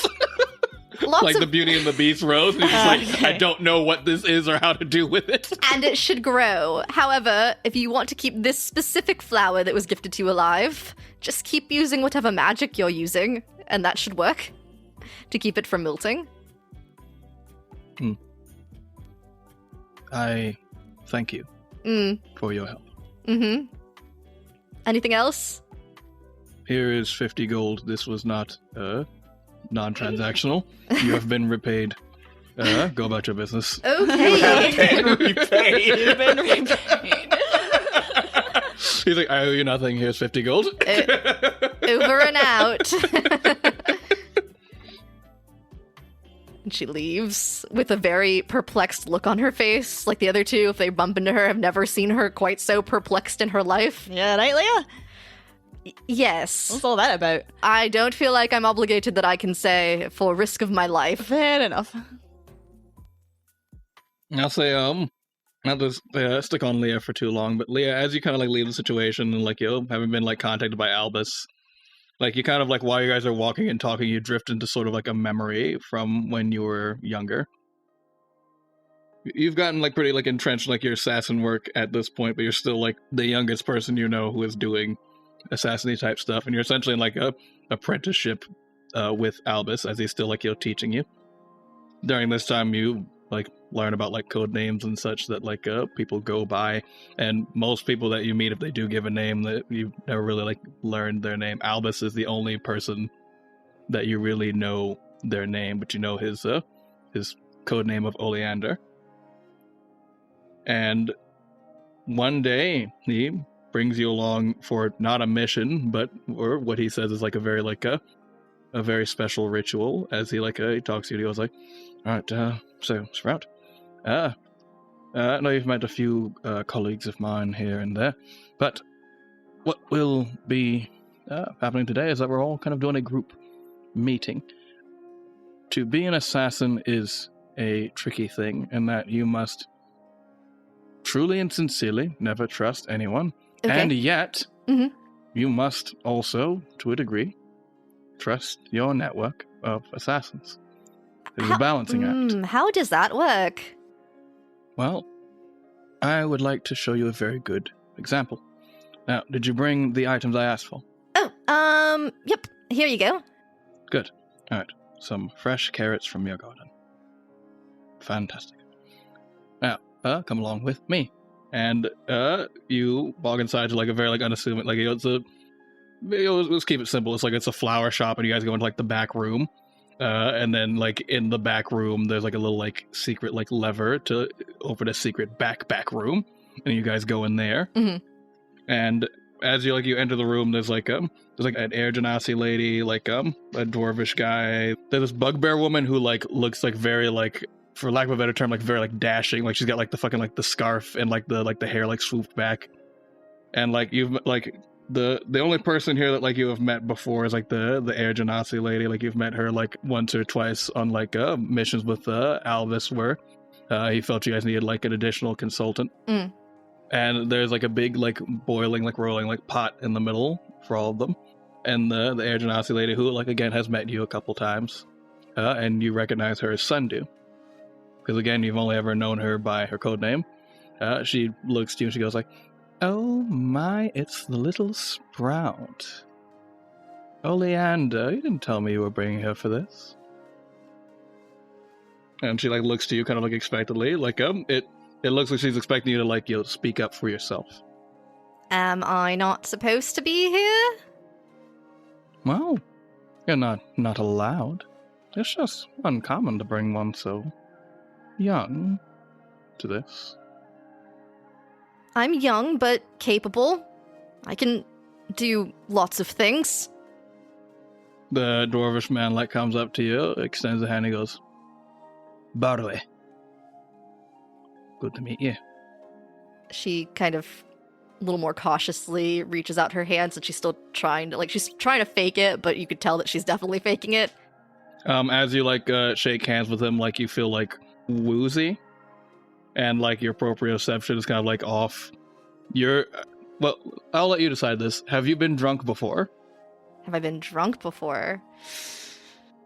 No, I don't think she has. All right, so it's unfamiliar to you, but it's like the feeling of being like absolutely fucking smashed. And Albus, aka Oleander, like slaps his hand away, and he goes like, "Stop that!" He's like, "Oh, come on, it was funny." And he kind of like walks away into like the into the room, and that like you get the feeling they did a little sneaky on you, did a little prank on you. Elvis, I don't feel good. He's like, this deep breath, it'll wear off quickly. He's not bold enough to try something permanent, and true to his word, like a couple breaths and like you feel like back to normal. Blech. I didn't like that. Yeah, well, a lot of people do. And the bugbear woman like over in like the other corner like waves a hand. She goes like, "You can call me Choya. Come on over." Okay. And Choya is like Choya seems like a little bit more like welcoming than like the rest, and she was like, "All right, so everyone here is being like real standoffish, and That's kind of the, secret clandestine assassin vibe, but not really mine. You see, you can hide a lot by being in plain sight, and you can be very, very sneaky by being someone who's so outlandish that no one would expect you to be able to sneak. As is my kind of deal. She kind of like puts her feet up like on like the table that kind of surrounds this big rolling pot. Like, so what you got here is a basic assassin's potluck. You been to a potluck before? No. So here's the beauty. We're all going to, as a show of faith and trust, have a bit of soup. And each and every one of us is going to add an ingredient to that soup. Uh-huh. Any one of us could decide to kill everybody in this fucking room by dropping something poisonous in the soup, as we're all incredibly adept with poisons. Correct? Right. And so, this is our show of strength and of trust. What is common to do, once you've gotten your footing, if you want to be showy about it, is to take something that would be poisonous and then prepare it in a way that it's not, and then drop that up over into the pot. But, I don't know. I'm, like, real simple about it. She just, like, holds up, like, a bag of potatoes. And she's just like, she's like, I was busy. He's like, potatoes are good for soup, I think. And then, like, Albus just, like, shakes his head. He's like, you could please put more effort in. This is supposed to be cool. Leah does sort of cock her head to the side. She's like, actually, potatoes can be kind of dangerous if you let them go to sprout for too long. They're part of the nightshade family. You see, like, Barley, like, raises an eyebrow. Like, oh, so the little one does know a bit about botany. All right. Maybe she can hang. Barley goes in and, like, he produces, like, a small pouch of, like, dwarvish seeds that, like, they're kind of, like, star-shaped. Like, they're known to be, like, unpleasant to encounter, like, in their raw form. Not poisonous, per se, but, like, they're known for, like, not, like, non-poisoning, non-assassination attempts to, like, tamper with people's food, and that, like, they're relatively undetectable if you, like, slip them in there raw, and, like, they're just, like, pointy and uncomfortable and can, like, cause, like, intestinal bleeding and shit. But he seems to, like, kind of put them in, like, a brine to soften them, and he adds that into the soup. Albus, like, looks to you expectantly and, like, hands you, like, the bag that he checked that had, like, the carrots in it. Leah looks at the carrots just again out of her own self-caution before she sort of, like, goes to put them into the pot. Right, insight on the carrots. Insight on the carrots. Insight the carrots, you bunny rabbit. Shut up. 17. 17? Alright, the carrots look to be, like, all good. They're the same carrots that you took from your garden, like, earlier this morning. And honestly, it's like, you didn't know what the carrots were for, so you just kind of, like, picked the very best carrots you could. It's like, there's really fucking good carrots. And, like, you go and, like, quickly, take your trowel, you just, like, cut off, like, some carrot bits, like, into the soup. And people kind of, like, nod approving, and it's like, carrots, earthy. Sweet. Good choice. Yeah, the woman who you now know is called Choya. Kind of does, like, similarly with, like, the potatoes. And, like, you're very young, so you're just like, she brought carrots. That's a good, like, first time thing. Choya, like, bringing potatoes, everyone's looking at her, like, come the fuck on. Do something neat. Albus produces, like, a bit of meat that, well, I'll have you roll insight on the meat as well. Oh boy. Also a 17. Goddamn. This is basilisk meat. This is like, fantasy fugu, where it's like you have to cut around very carefully to get a bit of the basilisk that, like, is not good to eat. Where, like, there are cuts of basilisk meat, it's usually considered, like, a delicacy because it's so hard to get it. Where it's like, oh, this is, like, delicious, but it's kind of surrounded by bits that will, like, at best make you very sick, and at worst will cause instant, painful, hemorrhaging death. Oh, wow. And he has brought basilisk meat, and, like, everyone, like, looks to that and he's like, ooh. And he, like, adds that to the soup. Then over to Sundew, like, the only person here that you were initially familiar with. And she, like, she knows you hates this and does it anyway. She, like, does, like, a tousle of your hair of, like, your ear. She goes, like, and my turn. And then throws in, like, these not quite cucumbers because they are literally curled and they are called curly cues, but despite the fact that their name is whimsical, they are highly, highly poisonous in their raw form. And in order to be prepared properly so that they are not, again, causing the big dead, you have to, over the course of, several days, apply, several, minerals and, spices to them to, counteract the poisons naturally within the curly Q. And she's, she has, a couple of those prepared that she's adding into the soup. And the soup, boils for a while, and, you guys all have, bowls of soup afterwards from everything that everyone has added into it. And Albus kind of whispers to you, we'll all sip at the same time. She sort of just nods at that and is warily watching everyone because this does make her very nervous. And you're all gathered. There's almost a palpable tension in the air, and all in unison, you all lift the bowls to your mouths and take a deep sip. And then there's a beat of silence as everyone kind of waits. And this beat of silence is you can all kind of notice is, let's see if any of us die. Anybody dead? No? Good. And then immediately from that, it becomes incredibly convivial and friendly. The airs kind of get dropped as soon as the soup is taken. It's been confirmed. All right. We're all here to be chill.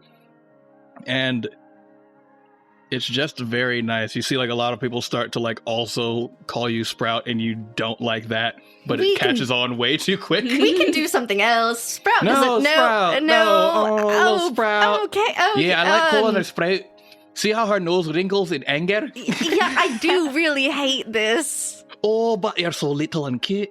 Ooh, hate that too. It's actually very rude to call a Harangon cute if you're not part of the family. Oh, but look at you and your wee little feet. I'm not that little. I'm just going through a growth spurt. I'm a dwarf and you're so much shorter than me. I'm supposed to get taller. Sundu looks over to Choya as you say, I'm supposed to get taller, and then does the little so-so hand something. So I am supposed to get taller. What? No, that was supposed to be behind your back. And they kind of pick on you a little bit, but you kind of you remember this memory as a time where it's you felt the vestiges of a type of friendship and familyship within your order. Mm-hmm. And you kind of snap back to current times. You guys just see that her nose is wrinkled because she's remembering getting called Sprout. Fucking can't believe they still fucking call me that even though I'm older now. What, Leah? What? What? So anyway, what are we doing now? What are we doing now? Probably. I'd say you'd probably want to go home and sleep. Yeah. You guys had a whole day. We did have a whole You day. guys had a big day. You had a big day. Yeah, I big am day. really tired. Yeah, I think I'm ready for some shut-eye. It's not bath time for him, right? We can. That wait. doesn't have to happen for a while. Yeah, Leah, that was only a couple days ago. It Oh, hasn't been a month yet. I couldn't remember how long you said it is between his baths, and I'm sorry. I had a terrible memory of that. And I just needed to make sure it wasn't happening again anytime soon. No, not for a few more weeks. Great. And Tari, to hear her voice in your head, it goes a bathtub would also work for the heart. Just saying. If we just want to get that taken care of, that would be real nice for me. I would like the heart, please. I don't want to get weird about it. I don't want to be give me that heart. But you're being a little pushy about it. I'm just reminding you. Also, hey, hard. I'm looking out for you. Do you want to be carrying around the heart of a powerful Fey being in your day to day? Not particular. It has a bit of a spell to it. Yeah, you should not be doing that. Yeah. So let's just get that on over to me, and I'll take care of it. I'll do what I can. All right. All right. Cool. All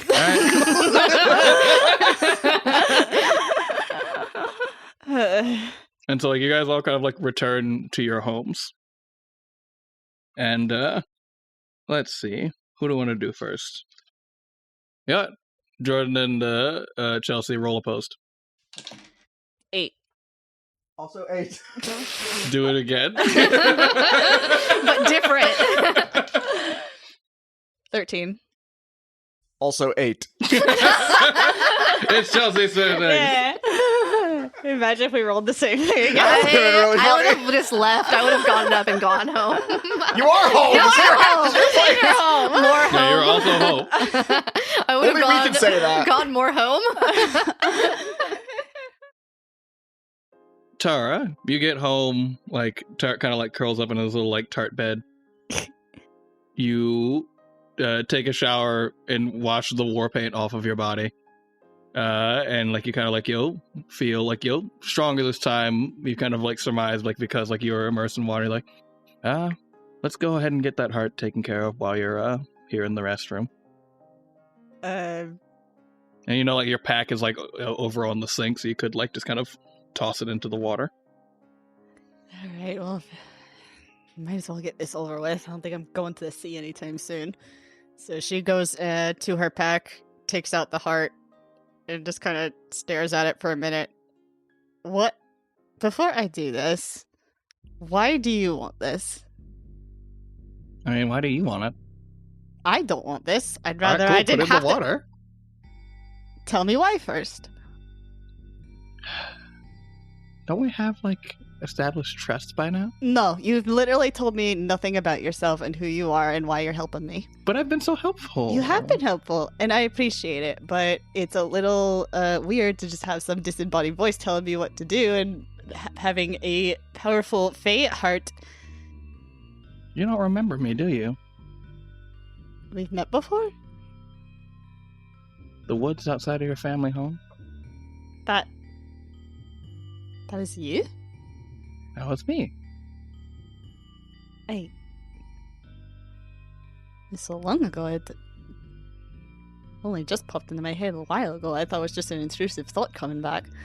No, that was me. That's when we first met. Okay, so we have met before, but that doesn't tell me who you are. I told you. We're besties. You're not going to answer any questions for me, are you? I would like to heart because I would absorb its power. Why do I am rapidly changing. And I would like to see where that can go. But I would also like to see you continue to change and grow. Why? Why are you helping me? Why do you need to know why? No, just seems odd. I don't know. Roll insight on your bestie. DC, you're gonna be kind of hard. Stop calling me bestie. It's not good. We're having a really bad day. Alright, How'd that's it a go? 7. God damn it. She just wants the best for you for no real discernible reason. Come on. Look, the dice have a story to tell. They The do have story a is that story to Tara tell. goes, alright. Tara is very of a kind-hearted person and tries to think the best in people, so... Alright, well... You have been helping me, so... I'll help you too. But I hope you'll tell me more as we go forward. And she takes the heart and drops it into the water. You drop the heart into the water and it's like it dissolves. Like a bath bomb. No. I will say more upsetting in that like it like hits the water and it's like the water is making it teleport, so it's like you drop it in the water and it's like bloop, and it's not there. Oh. Oh. Ha! It worked. But did you not think it would? No, I know it would work. Anyway, bye. No, you come back here right now! You give me answers! The number you called is no longer in service. No, don't you give me that! Darn it, I thought that would work. I'm gonna cut the connection now though. But good job, thank you, love you. Wait, what? No, I didn't say that. Bye.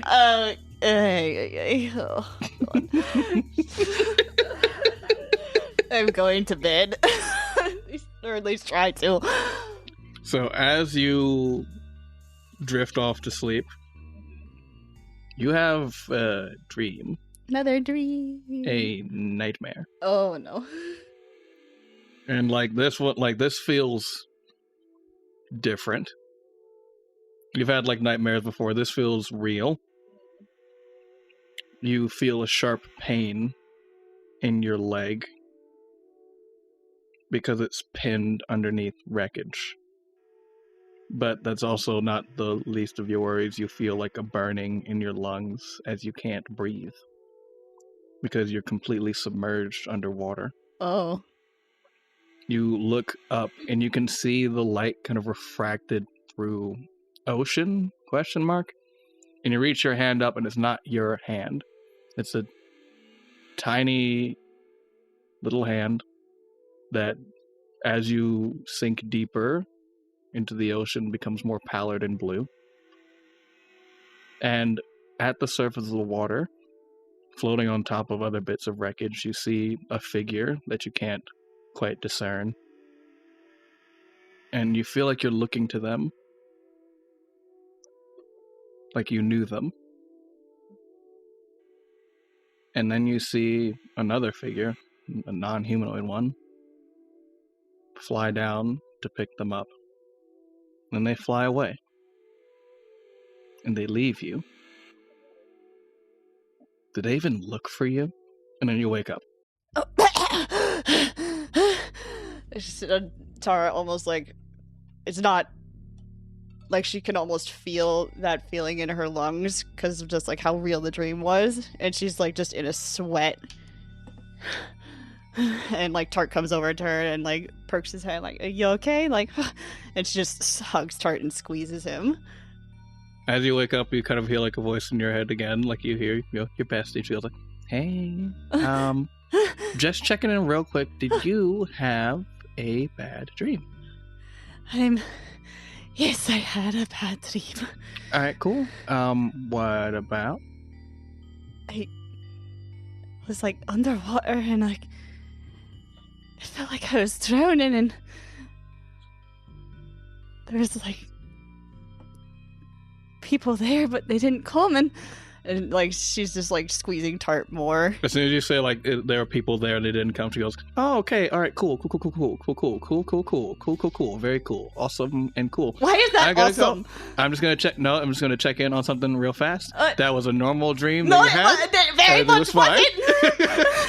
Stop! She's like, "Oh, a normal dream, and that is it's fine." It's not a normal dream. You okay. know something about this. Nope. No, I do not. I don't know. This is very much not bestie behavior. I gotta go. I'm going through a tunnel. You're a disembodied magical voice. You're not some cell phone service. Oh no, the tunnel. Then she leaves your brain. Doris is getting so angry. But I'll say roll insight on that interaction. Come on, do something, please. DC -8. This is like DC 1. I'll say like different information based on like different DCs, like a graduated cylinder. What you got? No. Well, oh my god, it can't be. It is. A natural one. We're having a very bad day Oh here. my god. Tara's having like a panic attack to not freak out. On a natural one, you'd think like fucking, I don't know, do water powers give you water nightmares? Like that's all you got? Like maybe because I got water powers from her, it's giving me water power nightmares or something. Like that's like you've got nothing, and what little you have is probably the wrong direction. Like you've got nothing. Yeah, I think Tara's is more in like a panicked state of mind. Like she's too freaked out to really think about anything, honestly. Oh. Leah, Yep. as we get to you, you notice two very important things kind of happening simultaneously. Uh-huh. Tara has been in like the bathroom for a while. A girl needs her privacy sometimes. And there's a knock at the door. Okay. Yep, I go to look through the peephole that I assume is there so she can see who it is. There's no one there. Fuck. Freaking ding-dong ditchers. Thought I fucking told those kids in the neighborhood not to do this again. She pulls out one of her shovels and she has it sort of like in a place where she can easily do something about a problem if there is one, and she goes and she opens the door. As you open the door, there is a box there, and very like plain like adornment. Like it's just like, kind of just wrapped in like brown paper, and it has a note in very simple handwriting that says, Tara Stormblight. Do I recognize the handwriting? Nope. So my dad's really crude handwriting. It's all wiggly because of the hand. It's all- This wasn't even my writing hand, but I just like love using the new hand. so much. Leah does that thing that you can standardly see in movies where she sort of like peeks her head out slightly and she looks left, she looks right, and then she sort of looks back down at the box. And if she's sort of sure that the box isn't going to like jump out at her in some kind of way, she'll pick it up and go to put it on the counter. And do you tell Tara that something's arrived for her? Yeah, I think that while she's in the bathroom, she's kind of just like, Tara, you have a package! Be out in a sec, Leah. Take your time. I don't want to. Concerning? Okay. And so like you have a package. Do you open it? No. No. No, plus no. Tara finishes up in the bathroom. She's like dressed in like her sweats and stuff, and she opens and she opens her package. And as you open it, you see a very strange bow and a little note that says, "Thanks for the heart, bestie." What? And I just sent it to you in text. You have received the bow blade. That looks cool, Tara. Who sent it? Friend of mine. It's not important.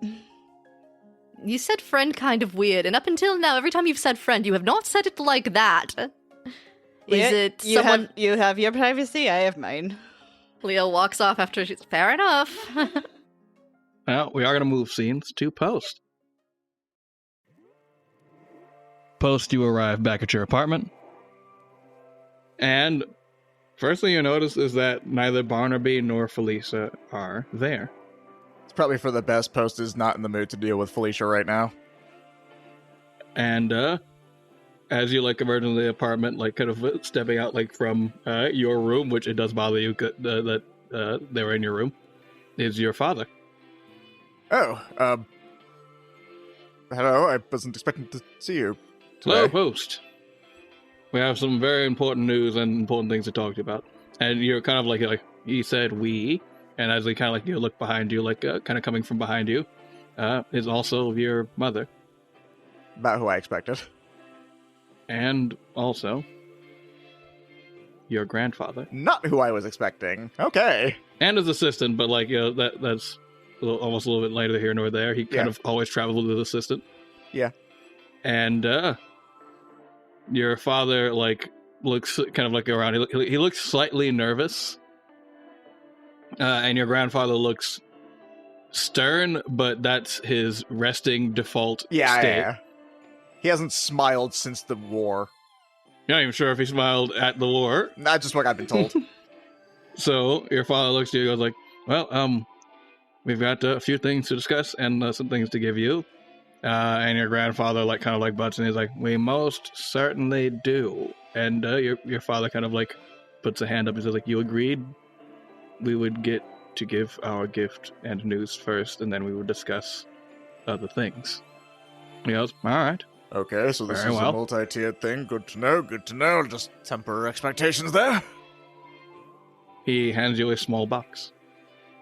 Post almost sort of like robotically opens it. Inside of it is like a small medallion. I'll say roll a very low DC. Actually, no, I'm not going to make you roll. This is your family history. You've seen too much of what happens when you make us roll today. No, truly, I was like, this is your family history. Like, you know this shit. That's like, it would be absurd for Post not to. So with the prestigious family like the Delverys, there's like, generally you try to avoid like big coups and shit like that, and like sibling rivalries and shit. Typically, yeah. And so there's like, a lot of people in like the Delvery family will like purposefully have like just one child, like one sole heir. And if there is more than one, there's traditions kind of in place to try to like literally just to try to foster a sense of camaraderie. And one of them is the sibling medallions, and that it is tradition that if you have a sibling, that like these medallions are issued to like both of you, because they're medallions that offer protection to drive home that point that you were meant to protect one another. And it's at that point that you notice that like your mother is wearing one of the medallions that's kind of like a bracelet, as like a stand-in almost. And your father looks to you and goes, "We're having a baby."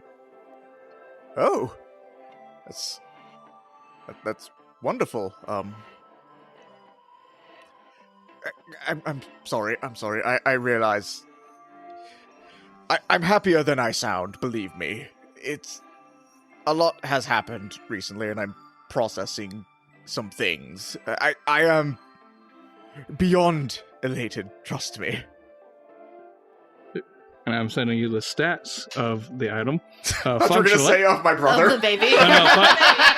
Functionally, the item is the your little baby brother. You have a new familiar. It is You a have baby. a fetus. Goo. Goo goo gaga. Oh, okay, cool. Yeah, functionally, it is the soldier's trinket. I'm going to assume that, for the sake of True Strike, it alters the wording so that it, even with bonus action, it's not worthless. Yeah, it's actually helpful. Okay, good. that I is mean, casting True Strike as a bonus action, it like gives you advantage on a hit, so like it can be helpful. on your next turn is what it literally says. But no, yeah, we'll do it as like same turn. Cool, excellent, good spell then. Yeah, good spell. Now, after that, like again, like your father still seems like kind of nervous, which you feel like would dissipate once you received the news positively, and then you remember that they said they're going to talk about more than that. Yeah, no, Post remembered. And that's when your grandfather steps in. He also has a large box. Well, he doesn't have the box, his assistant has it. Yeah, no, of course, that would be caring too much. His assistant is just like a very like curt looking like elvish woman. Like you've met his assistant before. It's like one of those like relationships where it's just like, I will allow literally only you to call me on my shit, but no one else. So she's like an Alfred the Butler type snark. Like you kind of like her. Like she'll make little jabs at your grandfather, and he goes like, fucking call it. But she's uncharacteristically quiet. She's usually making little like snarky one-liners, and she's just like holding that box with great seriousness. I feel like Post takes note of that and is deeply concerned as a result, but still opens it. Oh, the box hasn't been presented to you. Oh. She's holding it. Your grandfather says, "Now, Post, did you falsify a delivery? What? Did you wear our uniform, go into a place of business with a box that did not contain a delivery?" It technically contained something that was needed to get somewhere. Post, this is serious. It was serious, I agree. Did someone charter you through the proper channels to deliver a package, or did you wear our uniform and lie? Okay, no, I did something outside of the rules, and I'm dealing with that on my own terms, but it was necessary. It was to serve the greater people. That's our job, isn't it? This is why I knew you weren't ready. You will never understand the repercussions of your actions, Post. Tell me, Post, give me a rough estimate. How many instances of false mail delivery do you believe have come from the postman in the town of Wunderberg, one of our greatest hubs? Tell me, give me a ballpark number. I'm going to assume it can... If I'm being honest, I could probably give you the name, too. It's just me, isn't it? It is purely just you. Now, when something like that happens, we are held responsible. Correct? And someone must be penalized for that. Fine. What am I supposed to say to the people that ask about, hey, why was there a fake delivery going on? Who did that? Am I supposed to lie in your stead post? Or am I supposed to tell them that the heir to the Delvery name is the one who did that? You can tell them the truth. I bear no shame for what I did. William Backhall has volunteered to take punishment in your place. I will allow no such thing. He did nothing wrong. Your father kind of like steps and is like, you might want to consider it post. Why would I want to consider letting someone else take the fall for what I did? My son, the repercussions for this are grave. I didn't, when we came here, the accusations, I agreed to the punishment thinking that it would prove false, that there would be a misunderstanding. What or that is the punishment? Your mother also looks up and goes like, what is the punishment? What is in that box? And your grandfather's assistant opens up the box and you see a handle. And this one, I'm going to have you roll history. Yeah, fair. Like a door handle? Like a handle, like the handle of like a weapon. Oh, okay. Gotcha. I also rolled for your mother, and she has passed the DC. I'm hoping I did too. I got an 18. You also passed the DC. Cool. So, I'll say, this reaction that you see from your mother feels very warranted. So, do you want the information as to what the item is first, or do you want to hear what your mother does in response to seeing this? I'd like to know first? what it is first so I have context for the reaction. You know this weapon. This is the weapon of exile. This is given to a Delvery that has gone outside of the rules or done something that they must atone for. Now, you're currently on like a mission of like self-discovery to like prove like your worth and such, but if you put your hands on this weapon, it will become linked to you until such a time you have atoned by, well, the standards of another, whoever has like set this upon you. And you will not be able to interact with anyone of your family line without great physical pain until such a time the weapon is unbonded to you. What your mother does as soon as she sees this is, on her other wrist is another little trinket. She like activates it sort of. It does like a little like magical shine thing, produces a spear and points it to your grandfather's throat. And she goes, not my fucking son. Absolutely not my fucking son. No. And there is a standoff as like his assistant has also kind of like reached behind her for like a weapon. And this you're kind of like in a standoff formation right now. It is very tense. I reach out and grab my mother's spear and try and lower it. Like, Mother, please. You don't understand. I do. We can't see you. It's not forever. She puts the spear down and she says, I am not going to be a part of this. And she storms out of the room. And your father looks to you and he looks to her, like, you know, looks to the door where she is like exited and looks to you, and he goes out of the door to follow her. And it's just you, your grandfather, his assistant, and that box. And he goes, I am going to make a call to have Mr. Backhall take the fall unless you put your hand on that weapon post. So then he doesn't get to see his wife? Billy will not be charged with the weapon. He will be fired and disgraced. Why would you bother presenting me that choice? To see what you are made of. Post is thinking not of what he will do next. That decision's been made. But just of what his grandfather has said.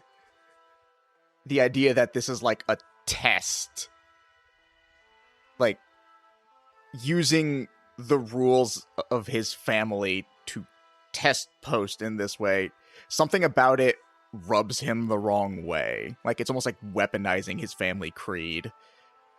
But he also recognizes that, you know, what he did does go against, like, what, like, he is technically in the wrong on this one.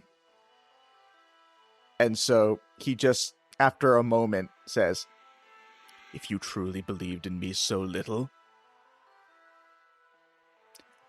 then I think that speaks volumes in and of itself." And I grab the sword, or handle. As soon as you grab it, thick black veins appear in your arm, and you can't let it go during that moment. And as the weapon bonds to you, immediately its effects are apparent to you, as like you are buckled to your knees by an intense pain because you are standing right next to your grandfather, and by the rules of the weapon you cannot be. But he does not make a motion to move, even though like you're essentially like doubled over in pain on the ground as you like grip the weapon, unable to let it go. And he kneels down beside you and he goes, "Do you know what was happening at the company while you were having your little crisis of following the rules? We were in talks with Sitka." He turns to his assistant and he goes, "Tell me, how many new jobs were lined up for workers should that deal have gone through as it should have?"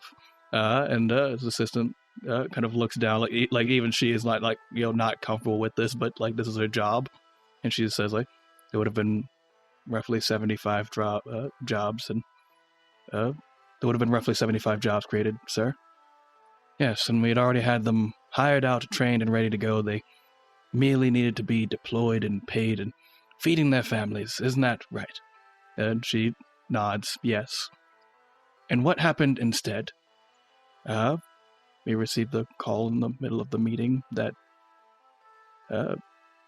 Post had been identified in a false delivery, and they got cold feet on the deal and said that we could reconvene another time. But it did not look good. Yes, that's what happened. So, people's livelihoods, Post. I know you don't understand. You've lived your entire life with a silver spoon in your mouth. You didn't fight to build up what we have. But Post, the rules are there for a reason. Your actions have consequences for those other than you. It is about more than what you think should happen in the moment. And until you learn that weapon, and he taps it, and it hurts so fucking bad when he like taps your body. Until you learn that weapon is yours. And he and his assistant walk out of the room. Before they do, Post calls out and says, "Would you have made a different call if you knew the lives of children were at stake?" Tell me, what did you accomplish by sneaking into the hospital in your uniform? Tell me. What exactly in that moment did you accomplish? Because from what I'm seeing, you snuck a rabbit in. We snuck in. You could have gone without the rabbit. Yes? Yes or no, Post? Post just turns to face his grandfather and says, "I accept the responsibilities, but I stand by what I did. So I wield this handle with pride." Call it what you want. This is a fortunate day. Maybe the baby won't be such a disappointment. And he slams your door. I'm assuming I'm no longer in pain. Yeah, as soon as he leaves, like the pain dissipates. But what is more concerning is that, you know, the black veins kind of recede, but then there's like a hum that like thrums through you. There's a weird thing about the weapon of exile, and that like it's, you picked it up, it's like it's clearly a handle, but it's just like a stick. And like it thumbs out to you, and you hear it speak to you through your mind. And it goes, "Hello." Oh, I don't care for that voice. What is wrong?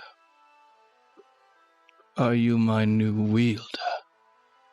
Oh, can you change your inflection, please? For what purpose would I do that? It sounds bad. What's bad about it? It's giving me flashbacks to something, a city I had to unintentionally help create. No, I don't think I will. I like talking this way. Oh, good. Oh. What is your chosen vocation? What type of weapon shall I be? I already have a weapon. I just have to keep you on my person, right? As soon as you mention that, like, your hammer is nearby, and it goes, no! And it reaches out, turns into a giant Fangorious maw, and it crunches down onto the hammer. Whoa! That's dwarven made! And it just eats it and swallows it, and then changes its shape to be pretty much exactly that of your hammer, but made of this, like, dark gunmetal black. Oh, so that's how this is going to be then, is it? Yes, that's how it's going to be. See, you wanted the hammer, and I'm the hammer. Isn't it perfect? Aren't I perfect? You are something. I really am something. We're going to be something together. Do you have a name? I'm the weapon of exile. Okay, all right.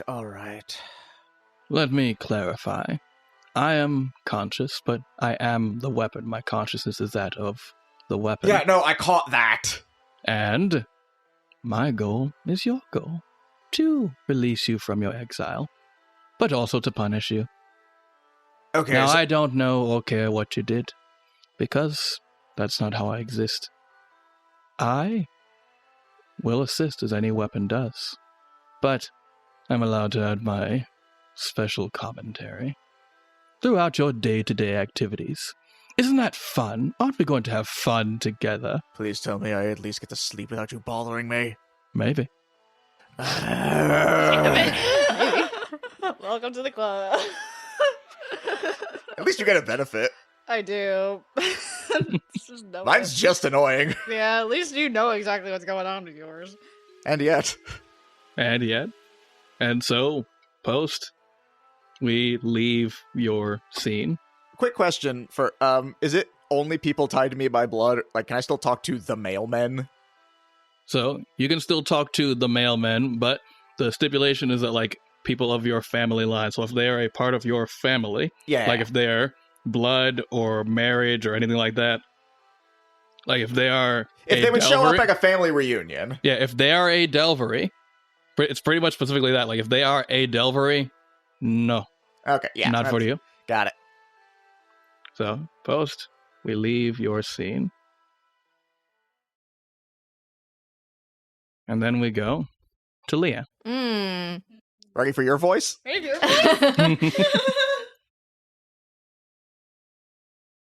Now, Leah. Yeah. You notice outside of your window a familiar figure Okay. of Albus. Oh. Sneaking outside windows again, are we? He, like, nods to you and he goes like, well, Sprout, today is a little different. I'll need you to come along with me. Okay, out the window? I mean, you could go out the door if you want to. I mean, it's up to you. Yeah, I'm gonna go out the front door. I'm done. I was trying to do like a whole like, suddenly I tried to time it so that you looked over at the window and I was suddenly there, but it didn't quite work out. Just let me have this. Come on. You told me, so you should expect better from me. And she sort of like turns and goes and closes her door behind her. Tara, I'll be back later. I have somewhere to go. All right, Leah, you do your thing. Bye. Bye. You're like playing with the sword bow and like switching it from sword mode to bow mode. Like, Try not to put any new holes in the wall. What? There's going to be so many things broken when I get back. She's shaking her head and she closes the door and she sort of rounds the corner where she expects Albus to be. And he is there. And he accompanies you as like you go to like the flower shop that you've used as like your point of contact before. And he was like, all right, well, we'll both need to be asleep for this one for the contacts to get us there. So he produced from his pack just kind of like 2 small vials. And he's like, we'll just do it this way this time. And he like he hands you one, he uncorks one, takes a sniff of it, and then just like is out like a light just on the ground. I was gonna ask him if he was going to explain why he's coming with me this time, but whatever, and then she does the same. And you both wake up in Granny Nightshade's garden. Are we still alone? No, Oh, great. you're in Granny Nightshade's garden with Granny Nightshade, with her assistant, the undead friend. Uh-huh. And we also see, time has passed, but you see Sundew, Choya, and Barley. As Granny Nightshade looks to you and says, Howdy, you've been doing well. I believe it's about time to officially swear you in. You get your code name today. And that is where we'll end our tale for now. Hey everyone, thanks for listening, and make sure to stick around until the end for some unique bloopers. A very big thank you to all our incredible patrons. Your support directly helps us create more fun content for your listening pleasure. If you'd like to become a patron to support the show, check us out on patreon.com/agentsofdamned to gain access to things like our patron Discord channel, our peek behind the screen episodes where we decompress after each session, our special bonus episodes where we might reveal more plot about our NPCs or just play other fun TTRPGs, and our patron shoutouts each episode. Speaking of, thank you to Eymbr for being a veteran operative. If you'd like to hang out with the cast, join our Discord linked in our social medias, or follow us across the internet, Drew can be found at Liger000, I can be found at Greekachu, Jordan/Hoshi at Pokachap, and Chelsea at Little Black Feather. The show handle is at Agents of Damned, at Agents of D, or at AOD, depending on the site. But honestly, with the state of social media, if you'd like to interact with us, the best way is through our Discord. Anyway, until next time, bye!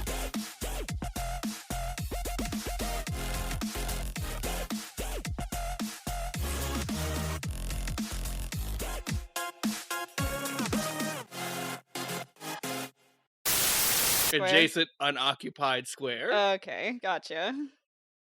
Just so that we're not open the door for 30 episodes later, I summoned Tart in his belly. Well, I mean, as long as you just have it be a location you can see, that's automatically prevented. I'm just saying, if you find an X-ray specs and you're just oh, I know what I'm gonna do with this shit. I mean, that would be extremely disturbing once Tart gets bigger as well. He's fully grown. I was I'm the type of motherfucker that will forget that I said oh yeah, you can summon him wherever, that's fine, and then be what would be cool? Some X-ray goggles. And then just nothing. I'm not arguing against the call, just for anyone out there listening, there's other ways to go about that if you do want to allow for further summons, because I apparently didn't think of that when I wrote this. Yeah. So the ruling is adjacent square. I will say maybe jot that down on the character sheet thing or something. I'll put it down adjacent somewhere. Square. But yeah, all right. Don't forget to. Whatever. I'll remember. Words of someone who won't remember. I'll write it down. Someone who definitely won't remember. I'm saying, someone please write that. I'll write it down after my turn. I'm not gonna lie to retcon stuff from several turns ago. We're still in the turn. You could say actually, never mind. I'll summon him in Sky form. Actually, can we go ahead and mulligan that whole Bandersnatch encounter? Oh yeah, no. Okay, well, fair. You already snatched your bands. Actually, you know what? No, think about it. I'm not happy with how that last round on the Felicia fight went. Felicia fight. Sounds like a fucking skill issue. You remember that? This is this is gonna be so. This would be a year and a half when that happened. Thank you for explaining the joke, Chelsea. I really appreciate you standing by me comedically. Yep, that's my job. That's my job. That's what I do. I would love to go see a stand-up comedian in which there's an onstage heckler. Yeah, there's an onstage heckler who's just it's funny. Not even a heckler, but it's it's funny because you see, and then they explain every joke. So what you're saying is you want to see me and Chelsea co-op stand-up? Yes. I won't be on stage. I'll just be right at the front, I was I'd pay money to see that. I was I wonder where that's gonna go. I don't even know where it's gonna go. Am I gonna see an argument live on stage? I'll watch that. So you guys can talk about whatever the fuck. Okay, my waveform is back. That's good. Just want to make sure that there's not anything background sound.